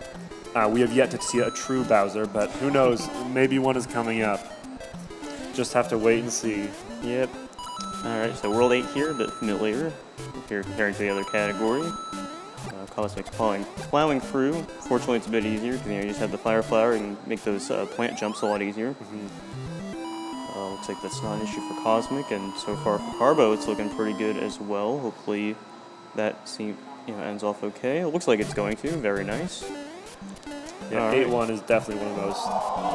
Wow. Carbo going for a flagpole glitch at the end of 8-1, which is a level where it has a far more difficult setup than any other level, but unfortunately, very close on the pull inputs, just barely missing it. Cosmic bonking there. Okay. All right. Nice. This seems good. All right. Very nice. Not an issue there at all. Yeah. Those Koopas after the tall pipe clear, after the big gap, you kind of just have to fireball them and hope. You can definitely space out your fireballs well to deal with them a vast majority of the times, but every so often. Ooh, are we going to see a build glitch? Let's see here. Oh. Looks like we got the flagpole glitch, though, at least. Yeah. Yeah. See a quick replay of that going on. Yeah. We appreciate the effort. It looks cool. Yeah. All right, 8-3 here with the Hammer Bros. Again, unfortunately not an issue. If you have a fire flower, you can just plow right through them. Yeah. And there you go. It's another level. Quite an easy level unless you're doing flagpole glitch, but we're not going to be seeing that anytime soon in Warpless, I don't think. Yeah, I think not. Looks like we're sitting in pretty similar positions. Cosmic's been able to consistently keep this lead. He's been constantly around 15 seconds, give or take. Currently he's about 17. So let's see if he can maintain that. See the wall jump here in the turnaround section. All right, very Okay, nice. nice. Going for the 2-frame there. Yeah. Slower, but much safer option. Yep, for sure. All right, got through turnaround. Yep. Cheap was nice. Cheeky little wrong warp. All right, water section. About to finish it out here. We're looking pretty good overall. And as you can tell, these firebars are going straight through Mario's head. That's because he's crouch swimming, so his hitbox is only the size as crouched Mario. Yep. It's all an illusion. And coming in Okay. with Okay. taking damage, that's okay. Still at 19-13. Nice. Brilliant time by Cosmic. All right, and JS Carbo is not that far behind. Is about to exit to the final room as well. About to be very close here and get a second place time, hopefully. There we go. Yeah, that Through should be Bowser good. and Damage, but doesn't matter. 1931. Wonderful. JT Nod about to do the same. This was a very close, consistent race. Yeah, Looks back like to it looks back like to he back. was small fire for a while. We didn't get to see that. He challenges Bowser Yeah. and gets through. 1944. Wow. Very nice. Yep, and Eddie's about to do the same here in a second. Just one after another. Yeah, This is a really cool everyone's race. really lined up. Yeah, here. All right, let's see here. About to finish it off. Okay, under the Podobo. Yeah, taking Wait. a little safe here. He might Okay, die. Oh. 20:05. Let's go, Eddie. And wait, we're about to see Spiker do the same thing. I love how we Wow. just keep going, This one is after just another. one after another It after never another. ends. All right, here we go, taking it safe, very Yeah. understandably. No need to rush. Okay. There we go, And there we are. 2022. Alrighty, very nice, very nice. And we've got Stewie in 8-4 as well. Yeah, very evenly spaced out race, very satisfying. Everyone's like in the right spot, one after another. Yeah, Stewie has the safety shroom. So he can take damage and Yeah. be fine. He should get through here, okay? He's sitting pretty good right now. And then I can talk a bit more about crouch swimming. Yeah. Right there, Stewie just crouched on the ground for just a moment and swam. So again, despite there's just no animation in the game built in for Mario to be both crouched and swimming. So it shows the regular swimming animation. However, his hitbox is only the size as crouched Mario, so very small. He can sneak by a lot of firebars. Yep. And he finishes up the race. 2106. Let's 6 go. out of 6 completion. That's awesome to see. Yeah, we love it's to see awesome that. Sub 22 by all runners. Brilliant, brilliant runs by some extraordinary runners here.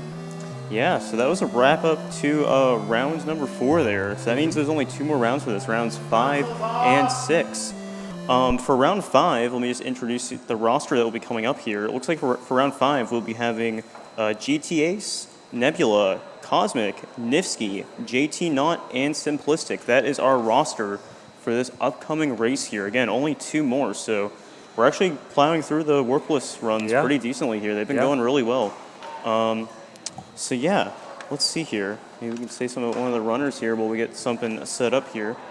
Let me see. Let's see here. We already said a lot about a lot of different runners, but Yeah. let's see. We're on round 5 right now. All right, well, the runner's set up. All right. Yeah, I mean, throughout this whole race, we've had such a wide variety of some very, very old names in the game, such as Cosmic, who's been playing, for a decade. Yeah, over a decade, A big living legend amongst the community. And then a lot of, people like Nifsky, who are much newer and just shot to the top and everywhere in between, which has been really great diversity. GT Ace is also someone who's been around for quite a while, tossed around the record in this category, Warpless, quite a few times. Cosmic's had it in the past. I believe Nifsky currently has it. And yeah, I mean, this to have all these players live in person doing this race, It's amazing. especially with this insane software, is Yeah, it's incredible. it's insane. It's insane. All right, looks like we're getting ready for this next round here. Yeah. All right. 3, 2, 1, go! And here we go. Looks like we're starting the run here. Alrighty, very nice. Starting off here. All right, we're seeing a bunch of players go for the mushroom, but it looks like Nebula and Cosmic are going to wait a bit. So we'll see that break there at the beginning. Again, that doesn't mean they're ahead, but it means they're going to grab the power-ups later. Yeah, it'll all be evened out by the end of World 1. Yep. Wonder if we'll see any flagpole glitch attempts here. I'm keeping my eye out. Nope. Nope. All right, not this time. We usually see at least one in these races somewhere, Yeah. so... Someone just says 4-1 screw it. probably, yeah. Yeah. Alrighty, 1-2 time here. Let's see how this looks after the power-ups. Yeah, look, everyone tied there besides Cosmic and Nebula. So yeah, everyone solid 1-1. Yeah, and then all those big Marios grabbing Fire Flower. We can see down on the mini map. Yep, let's see if we can get through these plant jumps here, because small Mario it's a bit harder. Yeah, looks like no problem. Gonna be finishing here. Oh, looks like Nebula is going for the... He missed the He died going for the mushroom at the end. He goes for the one at the end there instead. Wow. He tried to grab the mushroom instantly, missed it, and then tried to jump back to it, and then still barely missed it. Even if he had grabbed that mushroom while falling the pit, he could have jumped out with a glitch called Mushroom Jump. Yeah, it looks like he got it this time. Yeah, he so got it this time. And we were able to see a demonstration of that mushroom jump glitch, where you can do another additional jump in midair out of a mushroom grab. Yeah, that does unfortunately mean he will be. He'll have to be playing catch up a little bit. Yeah. Yeah. So we still have some more power up grabs and 1-3 here. So again, currently Cosmic is a little bit ahead, but that doesn't necessarily mean that he is ahead because he does not have the Fire Flower yet. So once the Fire Flower box comes up, we can kind of tell who's where. So let's see. Another fun fact coming about this level 1-4. The Warpless task is quite old for this game. It's about around 7 years old, if I remember correctly. Sounds but right. 1-4 was one of the most recent levels to be improved. With a very, very precise fire grab, you can get Fire Flower out of, or get running speed out of the Fire Flower grab at the start, which saves quite a bit of time. But yeah, we got some. I mean, everyone just... Yeah, it looks like we all powered through that. Yeah. And Nebula just still playing catch-up. Yeah. All right, very nice here. Look at all these Fire Marios. Satisfying. Everyone's a lot closer still compared to last time. They're all breathing on each other right now. Nebula just got the small Fire Mario glitch. Okay. That'll be another, like, risk versus reward type thing. That's a much safer strategy because you get all the benefits of Fire Mario while still having a small hitbox, which may not seem like that important, but the small hitbox is very, very useful in some situations. Yeah, it definitely gets better the further you move on, for sure. sure. It takes some time to set up, but you know he'll likely have a much more consistent playthrough and run into just not have to deal with as many sticky situations. Yep. All right. So as we're entering 2-2 here, let's see. So yeah, the top of the board. I mean, everyone's really close here. Basically, everyone's within like a frame rule or so of each other, or a few. Yeah, this is where just gotta chug through the bloopers here. Yeah, fortunately, not too much of an issue at this point because not as much frame rule deviance. So looks like we're chugging through there. Cool. Oh, it looks like Simplistic lost his power up there. Oh no. Looks like that was a solid ending for everyone else, though. Yeah, it was a power-up he can grab in 2-3, so we'll likely see him getting that. Yep. 2-4 as well. Yep. Alright, so yeah, leaving this level still there. Oops, I was having a little trouble on the stairs there as well, but there we go. Stair bossed. Alright, yeah, so entering 2-3 again, we have 3 players in a frame rule of each other, Yeah. which is crazy. You see them spaced precisely 1 frame rule apart. Yeah. Yep, so this level's just avoiding the cheeps, just knowing where to jump. Yeah, these cheap tubes are also random, but again, if there's ever any that cause particularly bad issues, runners usually know about them. Yeah. But every once in a while, it can take a precise jump to pass by them or something like that. But not too big of an issue, just you can't zone out too much. Yeah, definitely. All right, 2-4 here. We're in the second castle. Let's see what's going on here. Again, everyone's like neck to neck here. Just gotta get through these stairs and these fire bars. Let's see if we can keep our power-ups here and destroy Bowser. Okay. Nice. Everyone making quick work. Yeah. One runner did not quite get the Bowser kill. Yeah, I think GTA. Yeah, GTA. You have to get 5 shots on that. When Bowser jumps forwards, you run under him and try to shoot the last shots just as you get to the axe. But GTA's got to the axe barely before he could get off all 5 shots. Just another 2-second cutscene. Not a huge deal. Much rather do that rather than take damage because that can be a 8-10 second loss. Yeah, definitely. All right, first level of World 3 here. All ending up pretty solid. Not too bad of a level overall, especially with fire. So yeah, everyone again very close here. Look at that. I believe Niski is the only runner to have done an IL of 3-3 and have tied the task. There's an extremely precise glitch called full flagpole glitch, where if you're familiar with bullet bill glitch from the 80% run, it's very similar to that. But instead of bouncing off a bullet bill, you kick the last Koopa shell at the very top, kick it off to the right, and then bounce off the Koopa as you clip into the flagpole base to get full flagpole glitch, which saves quite a bit of time. And I believe he's the only person to have done that trick full level. I'm not sure if it tied the task, but yeah, it's a ridiculous trick to do, especially, yeah, there's a lot you have to do setup list for that. Looks like Cosmic and JT are neck and neck on the same frame rule now. Look at that. Oh, wow. Very nice. Yeah. Yeah. And Niski and Ace still a couple seconds. The whole pack's here. Yeah, these top four is probably the tightest top four we've seen so far. Yeah, definitely. All right, here we go. The flagpole, very nice, very nice. And even the people who made a couple mistakes are still very close. You can see Simplistic making his way over. All right, 3-4. Here we go. We have to deal with the Potobos here especially. And the fire bars. See if we can keep our power-ups again. Yep. Cosmic and JT leading the front of the pack, but still very close. All right, let's see the Bowser. All right. Niski with a very clean Bowser kill and a forwards Bowser. Yeah, that was all very nice. Look at that. Curious Simplistic to see. and Nebula just coming into this level as well. It looks like JT and Cosmic still tied leaving that. That is wow. Simplistic with a very good forwards Bowser. Yeah, that was kill good. Well. Let's see. Yeah, so 4-1. Again, it's 4-1. Not too much here. We don't really expect time to be lost. The only time that we may see losses, you know, maybe there's an issue with the stairs or somebody tries to go for flagpole glitch. Flagpole glitch? Let's see. Anyone? Speaking of, can we? Not yet. No, not this time. Maybe Simplistic maybe in a second. Yeah. But yeah. I mean, it's definitely the safer choice. But I mean, come on, you gotta throw in a flagpole glitch. I don't blame them with them being tied right now, though. Simplistic going for it. Oh, didn't get it. He had the setup on the stairs. That was very close. But just missing the last pull inputs part. And we can see a quick replay of that in the bottom left corner right now. All right, 4-2. Let's squeeze through here. Fireball the plants. Let's see, I'm guessing all the runners, these runners are probably going to go through the middle here. Yeah, it's looking like it. 4-2 is actually one of the only levels in the game with 4 total power-ups in it, which is no levels in the entire game have any more than 4 power-ups.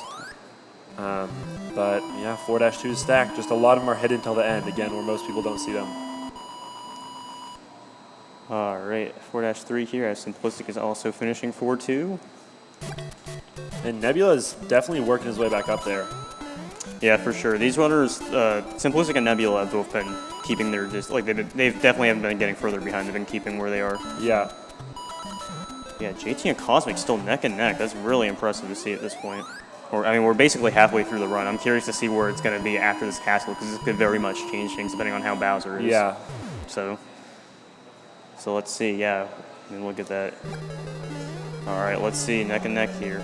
I wonder if we'll see a clip this time as well. You can clip in the middle here. You can completely kind of skip a section of the maze. Yeah. Let's see. Okay, not the top 2. Will we see? Okay, maybe not this time. That's also, it's a strategy that saves around 0.7 seconds, but if you miss it, you lose in 4 or 5 seconds. It's honestly not the most ideal for a race setting. All right. But yeah, very clean Bowser kills, and on one of the most difficult Bowser levels, there's Potoboo's fire being shot at you and a fire bar all swinging around. That Bowser kill is notoriously difficult. Yeah, and it looks like with that, JT actually took the lead. He's 1 frame roll ahead of Cosmic. So look at that. Yeah, many of the Bowser kills done in, for example, like higher level runs and PBs, a lot of them are done no slowdown. You just hold right, or you're only barely pressing left.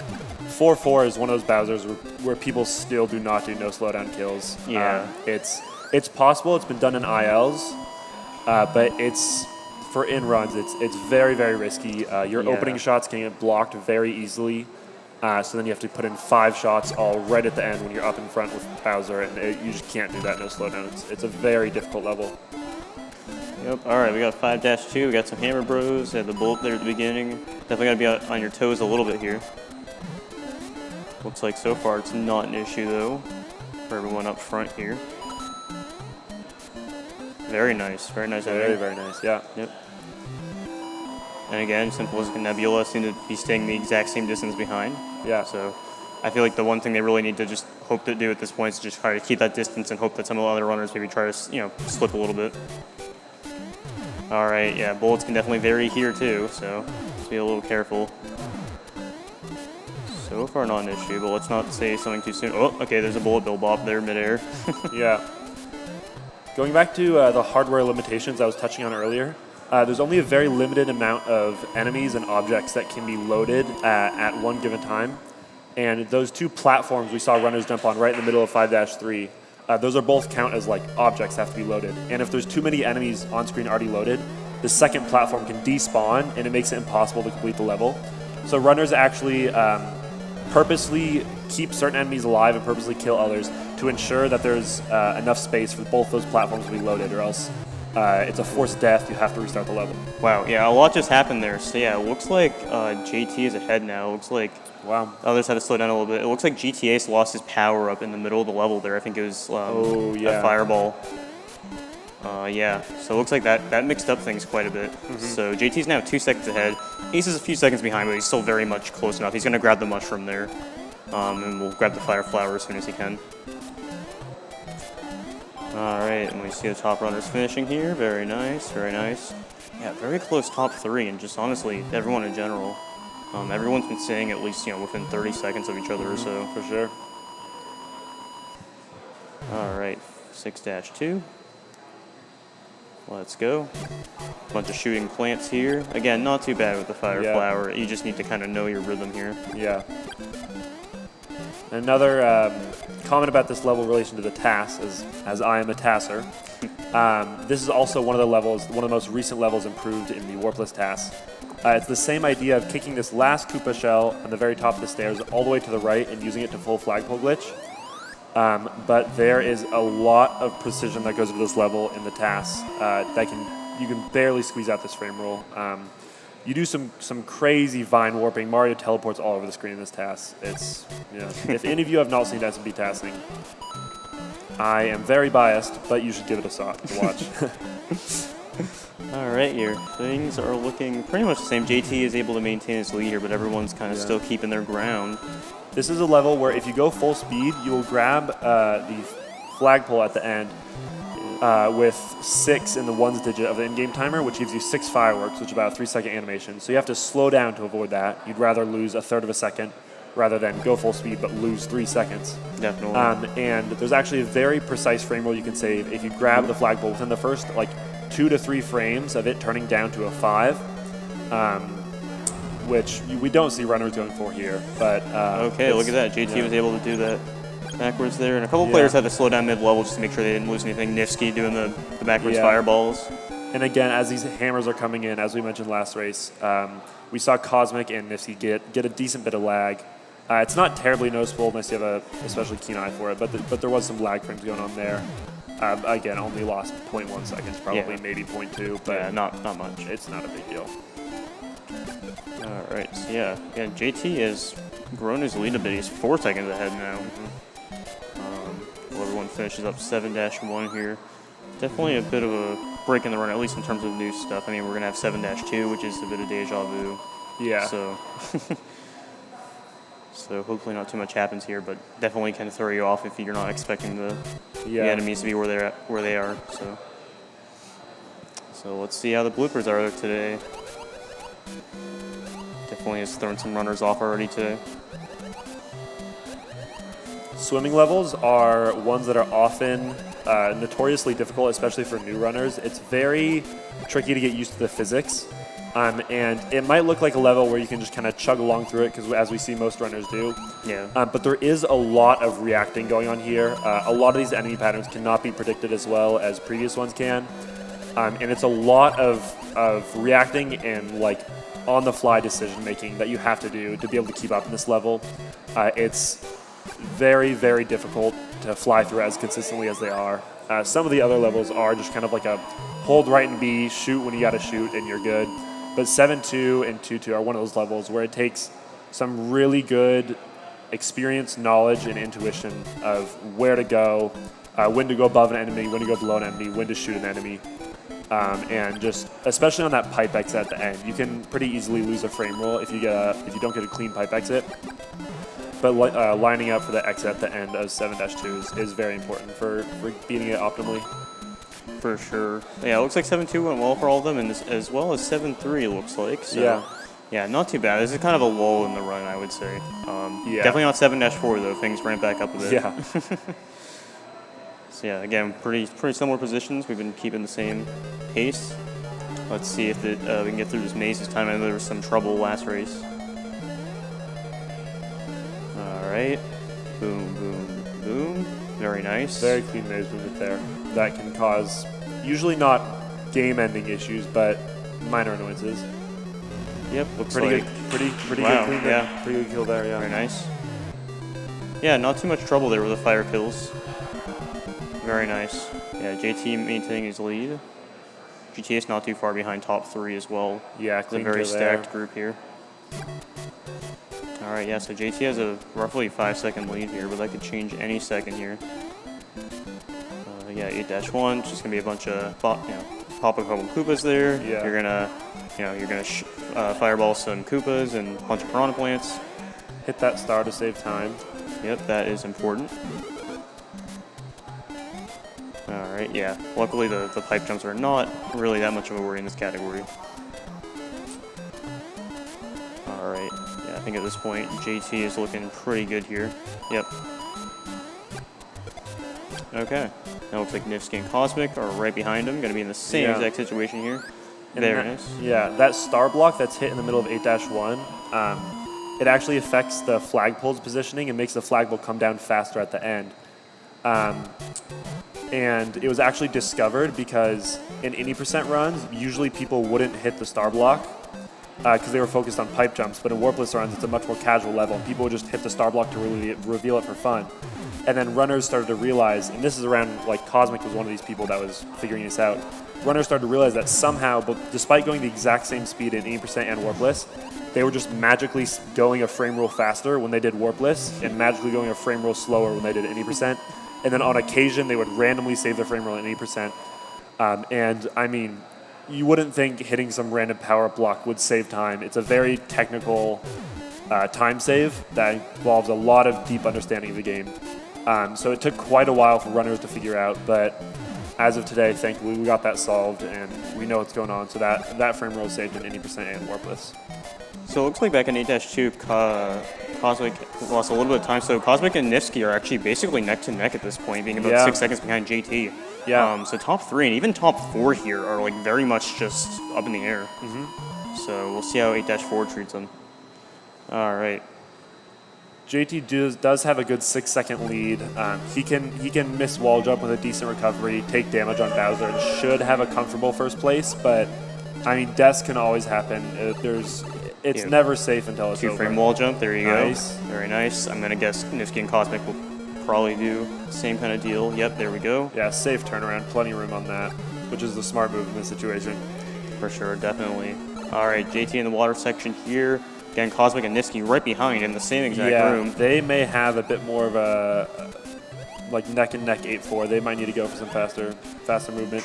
The difference between taking damage to Bowser and not could be the difference between second place. 1905 from JT. 19-0x, which is ridiculous. Within 10 seconds of world record. That's a crazy time for a race. Cosmic hitting second, Nifsky in third. Very, very close runs. 1911 and 1912. Wow. And 1993, 3 runs under 1920 is insane. 4 runs within 15 seconds in a 20-minute-ish category is really impressive. And Simplistic's not horribly far behind considering what happened earlier. And Nebula's, let's see, looks like Nebula may have been a little lost back there. But yeah, Simplistic's still chugging through. Yeah, I mean, honestly, for a race setting, a 22-minute time limit is quite the time limit. You really got to keep up and stay on your toes to be that. So even getting 5 out of 6 finishers is quite the feat here. Definitely. See if we can get Simplistic to get through here. Get the wall jump. Wall jump, classic glitch. All right, let's get a turnaround here. Very nice. All right, let's finish this out. Let's do it. We got the water section, Bowser, Podoboo. With that crouch swimming, you'll see Mario crouch there again. Yeah. Half-size hitbox. Awesome. Very clean water exit. That was perfect. Yep, just this final room here. A couple more jumps. It's Okay, that's he nothing. he has iframes until he Yep. gets to the axe. 2030. Wow. There we are. Let's go. And I believe those will be the 5 finishers of this race. Yep. That Nebula, seems right. I think we'll have to DNF this one. Don't got quite enough time to get it in that 22-minute time limit. Yeah, all right, so that concludes round 5 there, which means that we'll actually be approaching our final round here. Yeah. Round 6. Believe it or not, we're almost done with this leg of the Warpless runs here. So yeah, we're switching out new runners if you want to introduce us to them. Yeah, sure. This race we're going to have Nebula yet again, and then JS Carbo, Wolf Attorney, Jeremy MKW, Simplistic, and Stewie Cartman all coming up. Every runner had 3 races this game, so this is just all those final runners. It's their third and final race. And again, for this Warpless Simul, there is a $200 prize pool. First place gets $100, second place gets $50, third place gets $25, fourth place gets $15, and fifth place gets a whopping $10 bill. But yeah, big shout outs to GSA and the whole event for sponsoring up this prize pool and, you know, letting these runners be here, do their performances live in front of all of y'all, and maybe get some cash to, you know, back up what they've done. Definitely good incentive. Yeah. But yeah, these runners, it's a wide range of runners here, like we were saying before. I mean, new and old. But yeah, it looks like we're about to start this. We're about to start this next one here. Yeah, so this is about to be the last leg here. Round 6, got a new wave of runners here. This will be their final race for this. Looks like we're about to get started here in a second. Okay. All right. We're gonna do it. Let's start that countdown. 3, 2, 1, Go! And All we're right, off. and here's the final round, round 6. Let's see here. All right, looks like most people are grabbing power up. Stewie's the only one that didn't grab a mushroom there at the beginning. That is crazy. Yeah, that's interesting. Usually you kind of see it like 50-50, so really depends on the pool of people you get. But yeah, we'll have to see how that evens out by the end of World 1. Yeah. Yeah, so Stewie will be ahead for a little bit. One flag pull again. Was that a flag pull? Excuse me. Yeah, one flag Yeah. pull glitch attempt. Yeah, Unfortunately, they did didn't not get quite it. land it. Yeah, almost. We appreciate the effort. Yeah, we appreciate the effort. Add some excitement in. Yeah. All right, let's see the beginning of 1-2 here. Stewie's just going to blaze ahead because I'm guessing he's doing 1-3 and 1-4. Yeah. Well, everyone else grabs a power up there. I think Stewie. Okay. Very nice safety strat there. Yeah, I do not blame him. He just wants to get through this level. Oh, wow. We actually just saw Ooh. a very rare glitch come up where Stewie had stomped a Goomba, and while the Goomba was still stomped, a sliding shell hit it. And despite the Goomba already being dead, the shell hitting it making it look like it died twice. Yeah, I believe Goombas and Mario are the only things in the game that can die twice. Mario can get the double death glitch if he dies, and then right after he dies, it falls off screen. A Hammer Bro throws a hammer at him and hits him. He'll get a double. You'll hear the death sound play twice. I believe that and Goombas are the only things in the game that can die twice, and that's very, very rarely seen, especially in like an RTA run. Yeah. Like Pass Swag maybe will very rarely show it off, but RTA run, that's a treat to see. Yeah. Yeah, so it looks like Stewie, grabbing that mushroom. Looks like we already got 3 people that are frame ruled behind him. Yeah. And that's going to switch because Stewie still has to grab the fire at the beginning of 1-4. Yeah. While all these other runners already grabbed it in 1-3. Yeah, so we'll see that switch up. Or actually, okay, I wasn't paying attention. No, I think he did grab. Okay, maybe I wasn't paying attention there in that regard. Yeah. He probably did 1-2, 1-3. Oh, yeah. I forgot about that. Or one. he's doing Small Fire Mario. Oh, that. Okay, yes. I just saw it. I That's just saw that. interesting you grab Mushroom. I guess Mushroom in 1-3 would be fastest for Small Fire Mario. Yeah, now that you think, Okay. I forgot. So we'll see Stewie grab, despite the fact that he's already gotten a mushroom and he's big, he'll grab another mushroom and turn small. Yeah.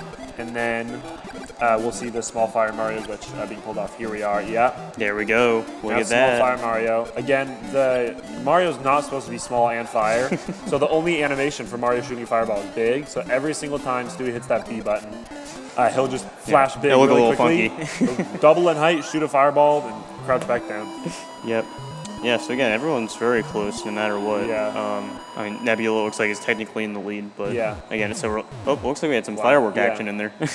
And then I was talking about crouch swimming earlier, where Big Mario can swim with a small hitbox, which we see in levels like 8-4 the water room. However, the one downside to that is since Mario's crouched, he can't shoot fireballs. But that's one big advantage of small fire Mario is a big part of that is these water levels. Like I've talked about earlier, these water levels are very, very tricky.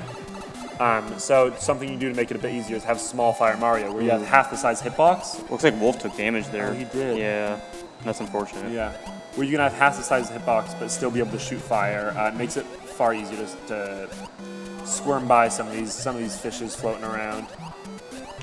All right, looks like besides that power-up loss, we got through 2-2 there. All very close within 10 seconds. Yeah.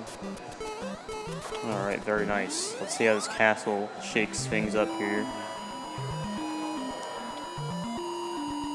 All right. Yeah. Right here, probably not going to see too much in this regard, just kind of making sure you know your chiefs and being on edge, basically. Yeah. Yeah, seems pretty all right. Yeah, I got a very close top 4. Wow, all in a second. Lots of coins you can grab in this level just for fun. Flag? Ooh, flagpole glitch? Oh, very, very Dang. close. I believe he had the setup as well, though. Yeah, it which looked is pretty good. Multiple frame perfect inputs. Yeah. Yeah, and the other runners just snagging behind, but I mean, within 10 seconds still is not too bad. Very doable to make up some time if you play well. All right, let's see how all the fireballs and the fire bars here change things. Yeah. See the Bowser kills. All right, that looks pretty clean across the board. Everyone's like right on top of each other right now. And Stewie and Wolf are just right behind. Very nice. And Wolf. Okay. A little safe there, but perfectly still right behind. Yeah. All right, so yeah, again, Nebula is still leading the pack, but has an entire crowd behind him. It's a party of Marios here. Yeah. Yeah, it's nice to see this 3 worlds in still. Yeah, for sure. Yeah, Very quick nice. little left press to dodge that last Koopa, and then we're out of 3-1. World 3 in general is a series of pretty... A little bit of trouble there. Yeah. Okay. World 3 is there's not too much going on in World 3. It's just, if you know what's going on, you just kind of hop over the enemies. Yeah. You just gotta commit to it, and it's good. But yeah, as we saw some issues on the stairs in Super Mario Bros. 1 are deceptively quite difficult to get by. When you have stairs in every level and you've been playing this game for 5 years for an hour a day, you get used to how to get by them, but it's surprisingly hard to just full speed run up the stairs. You have to have very good intuition for like the speed at which Mario falls, the speed at which he moves, predict where he's going to land, and then time your jump. You probably have like a 4 to 5 frame window if you land perfectly on a stair to jump. Yeah. Which, you know, it is not too difficult in the grand scheme of things from a speedrunning perspective. But like, I mean, as a casual player, you're bonking those stairs all over. It's a tricky time. Also, 3-3 has that platform at the end that can raise and lower depending on which side you're on. And it's one of the few levels where you can actually jump over the flagpole. If you stand on the left platform, all the way until the right platform goes all the way up and jump to it right at the peak of the jump, and then frame perfectly do a full jump off the end of it, you can just barely clear the flagpole, and there's nothing past the flagpole. Screen keeps scrolling, and you can just run to the right forever. You just see an endless castle. Jeremy unfortunately lost a power up there, so he is small at the moment, just having to grab the axe quickly. Yeah. Iframes in this game the invincibility frames after taking damage do last quite a while. So they're very, very forgiving. You can take damage and have a full like 2.5 seconds to run through without having to worry about anything. Which is the one nice thing. If you ever take damage, you don't got to worry about instantly dying. You can usually finish up what you're doing and then just grab power-ups later on. But it's always an unfortunate 8-second time loss or so. 5 to 8 seconds, that's it. Yeah. So yeah, it looks like we got a new top 3 now. Simplistic and Carbo right behind Nebula here. Yeah, again, we're still all Another flag glitch attempt. We'll see if Stewie will go for it. Perhaps. No. No. I don't blame him. Yeah. All right, 4-2 here. Wolf. Oh, Oh. dang. Almost. We appreciate that effort. Yeah. All right, 4-2 time again. Back at any percent familiarity and already out of it. But we do have someone taking the top there. Simplistic. Yeah, you can definitely take that route if you don't want to deal with everything. The one thing you have to be aware about is just dropping down there at the end. Yeah, because if you don't, you'll be warping to World 5 in a category where you can't warp. Nope, So not allowed. that would definitely be a DNF. Yeah. All right. So yeah, everyone about done here. Stewie just finishing up. Awesome. All right. Yeah. So Nebula just still a little bit ahead. Has a little parade going behind him. Not too much going on here right now. Just a mushroom platform. It's not too bad here. Pretty tame. Yeah, There and you then go. there's some very hidden tech here. You have Yep. to jump to the flagpole at a very specific time in order to save a frame roll. Yep. Because it doesn't make Mario go any faster. It just, while you're controlling him, but the animation of Mario walking to the castle can be a frame faster and can save another frame roll. Get yourself another third of a second under your belt with a 2-frame window jump. Let's see. Ooh, we got a 4-4 clip from Wow. Nebula. Woo! Oh, Carbo, I think, tried to go for it. That's a very Jeremy? risky shot. Jeremy also got it. Yeah, replay of Nebula. Maybe we can see a replay of Jeremy getting it as well. Yeah, we got 2 4-4 clips. Wow. Wow. Yep, here's Jeremy getting it as well. Yeah, look Taking at the that. same route. Ooh, Jeremy just Flipping lost his right power in. up, unfortunately. Oh no. Yeah, so that kind of evened out. That's cool to see 2 clips in a race, Yeah. though. Wow. Wow, and now Nebula, it looks like Simplistic actually took the lead with that. Now Nebula's a second behind. That's, yeah, 4-4 clip. It was a trick you'll see in basically any run under 19 minutes these days. Yeah. But, I mean, it's, for a race type setting, it's a very high risk, high reward. It does 4-4 is a very heavy reset level for a lot of record attempts. All right. So people finishing up 5-1, and we are now starting at 5-2. So again, still very close front of it. I mean, the entire pack's still within 30 seconds. That's incredible.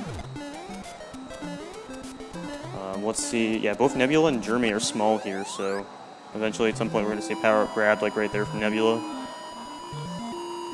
So yeah, they'll be losing a little bit of time from that, unfortunately. Yeah, grabbing the fire flower there. Yeah. Jeremy will be doing the same thing, presumably. And Stewie still has small fire, if I recall correctly. I think that's why Looks he's like small. it, yeah. Yeah.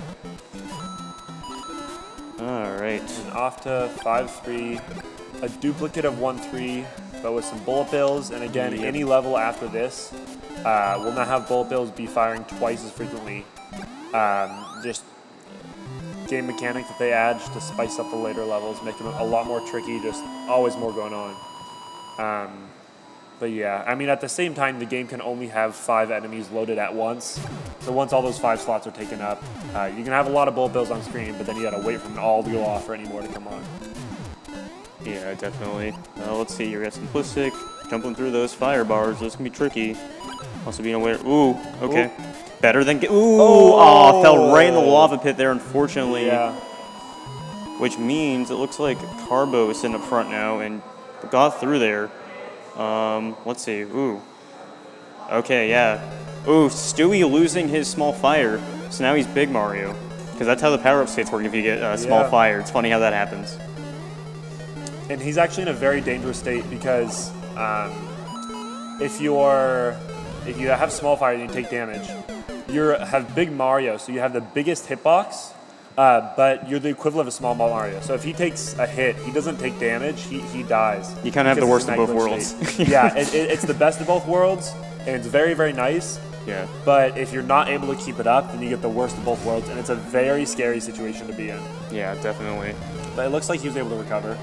But yeah, with that, it looks like Carbo. Oh, yeah, Carbo has a solid 10-second lead now. That really shifted. Yeah. Wow.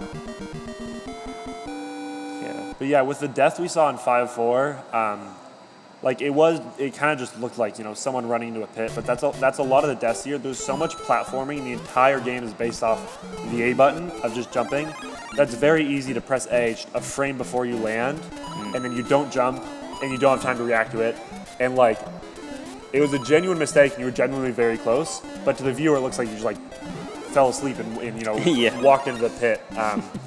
But Definitely don't underestimate some of these levels, Yeah. for sure.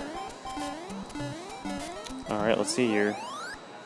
Yeah, Carbo keeping his lead in almost 11 Yeah. seconds at this point. And Yes. then, yeah, and 6-3 going just about full speed, but slowing down just enough to avoid those fireworks, which would be about a 3-second cutscene. Very nice, very Yeah. nice. Yeah, very evenly spread out right now. Yeah. And we have a similar thing to a couple races ago. All right, let's get some 6-4 action here. Let's see if Carbo can keep that lead, slowing down a little bit just to make sure he keeps got his that power up. unlucky bad fire bar, yeah. Yeah. If he can just keep his power up, that's very important. Yeah. All right, let's see here. Oh, ooh. Unfortunately, his fireball's eaten and Yeah. went right into Bowser there, unfortunately. Still has a bit of a lead, though, but if Jeremy can get through here, no issue. He's going to be catching up quite a decent bit. Yeah, replay that unfortunate damage. Yeah. Looks like misread what direction Bowser was jumping. Normally, Yeah. if Bowser goes backwards, you want to bonk into that little orange platform. There's a hidden mushroom. That's a mushroom Yeah. you very rarely see. Very tricky to find it around. Yeah, it looks like Jeremy gained a decent bit of time there. He's only Yeah. 4 seconds now instead of 11. Another fun fact about this level, it has what some Ooh. to believe to be the most hidden power-up in the game. And by some, I mean Cosmic D12, who has a glorious video explaining the hidden 1-up in 7-1 and how rare it is, because it is a very rare power-up to find. All right, let's see here. So yeah, we got players finishing 7-1, going to 7-2 here. All right, very nice. Again, water level, not too much. You just need to be mindful of the bloopers. They may not be your best friends depending on how they feel like they're going. Yeah. Again, we're back in familiar territory. A repeated level, just chucking in some more bloopers to get some more chaos going on. Yep. But these water levels are not for the faint of heart. They can be quite tricky. Yeah, looks Oh, like. and there's a perfect example of it. Ooh. Yeah, unfortunately, Carbo taking damage. He's still technically in the lead, but we'll Jeremy's see if gonna- we'll see if he opts to get power-ups or not. It wouldn't be a time save, but definitely be a good safety choice. Yeah. But I mean, at this point, Carbo will likely not have a secure hole in the lead anymore because Jeremy will save at least about 2 seconds on the fire kill or on the Bowser kill if he gets a good Bowser kill. Yeah, for sure. We'll have to see what happens here at the end of the world. Yeah. But yeah, they're basically tied in certain ways depending on what they do here. Yeah. We'll see if he grabs the power up here. No, running right by it, and he's going to finish out the run small only. JS Carbo, again, one of only 5 people to have a 454 in Super Mario Bros. 1 any percent. Flagpole glitch? Ooh, There let's we go! Flagpole glitch! Yeah! As I talked about his 80% prowess, he just gladly shows it off with these flagpole glitch S tricks. There you go. But again, Carbo will be someone who's almost another flagpole glitch. Carbo will be someone who's especially comfortable with Small Mario in World 8, Oh yeah. as he has top 5 in 80%, one of the only people to have a 454, which is an insane accomplishment. So if anyone's to clutch it out, it will definitely be him. But we'll be able to see the Small Mario versus Fire Mario comparison here and how much time the Bowser kill saves. Ooh, dying to the Bowser's no. hammers there. Oh no. Unfortunately, Yeah, that's going to completely Jeremy shift it up. with a comfortable lead now. Yeah. Now Carbo's unfortunately towards the Yeah. back. Gonna have to play catch up. As long as he can squeeze by 7-4, he should be in quite familiar territory. May not know patterns very well, so may have to do some quick thinking and reacting. Yeah. But most of it is doable. It's still not the most comfortable position to be in the world. But as long as he can finish it out, he'll get some points on the Yeah, board. should be looking pretty good. Let's see here. Yeah, solid 13 seconds here. Jeez. Blazing through here. Again, the fire flower. Fortunately, makes some of these jumps. Just, you don't have to really think about it. You just have to shoot. Middle of the pack here is also very tight. I mean, Stewie and Nebula in second and third are within a couple frame rules as well. Yeah. All right, Jeremy's going to be entering 8-2 while people are trekking through 8-1 here. All right, 8-2 time. Let's see what happens here. We'll see if bullets and Koopas are nice, depending on what patterns are looking like. Yeah, and those stairs at the beginning of 8-2 have quite a lot of enemies jumping around. Yeah. And it can look like some crazy maze work to get by there. Let's see how this goes. Full speed plant clear, wow. Ooh. Okay, just one more. Good. There we are. Look at that. Yeah. Very clean from Jeremy. Those stairs at the start of 8-2, if you know where to jump, you can just pretend like all enemies aren't there and just go through to your route and they don't bother you. Okay, Small fire Mario. Yeah, small fire is paying off for Stewie here in second. Oh, okay. Bullet?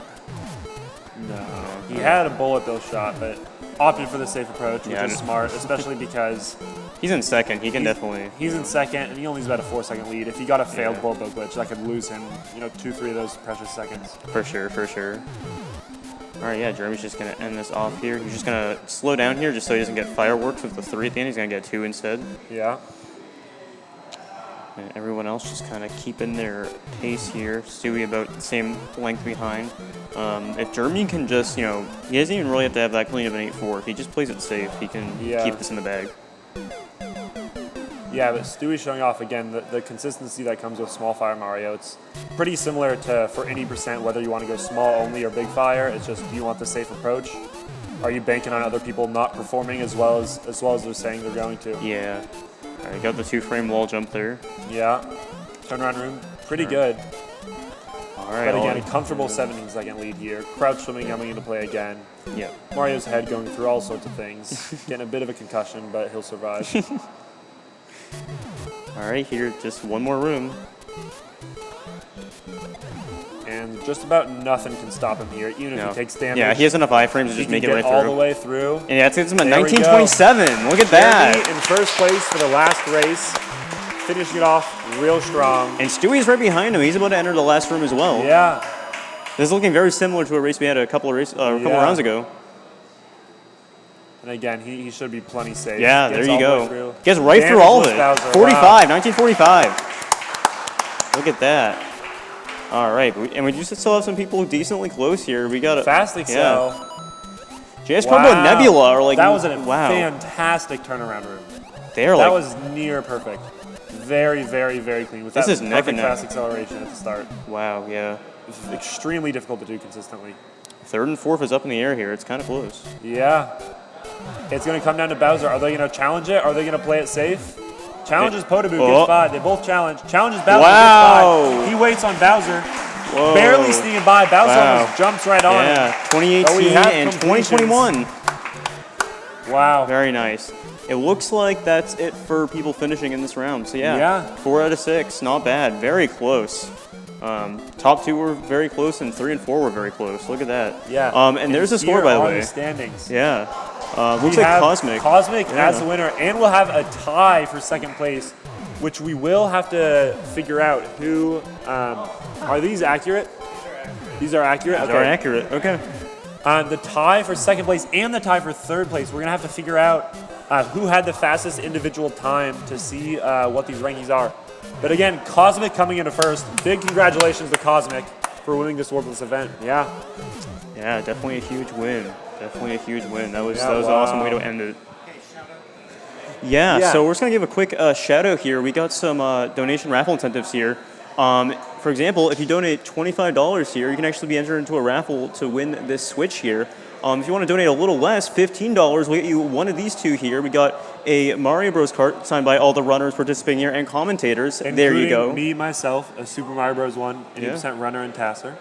And me as well, Storster. And then we also got the Lego Star Wars here as well, which is signed by those respective runners who ran in the tournament previously that we just had here as well. Both of these $15. So if you want to do that, get on ahead, get your donations in. Don't hesitate. Yeah. And one of those people entering entering the raffle is Wonder Woman Nikki, who just sent in a $25 donation.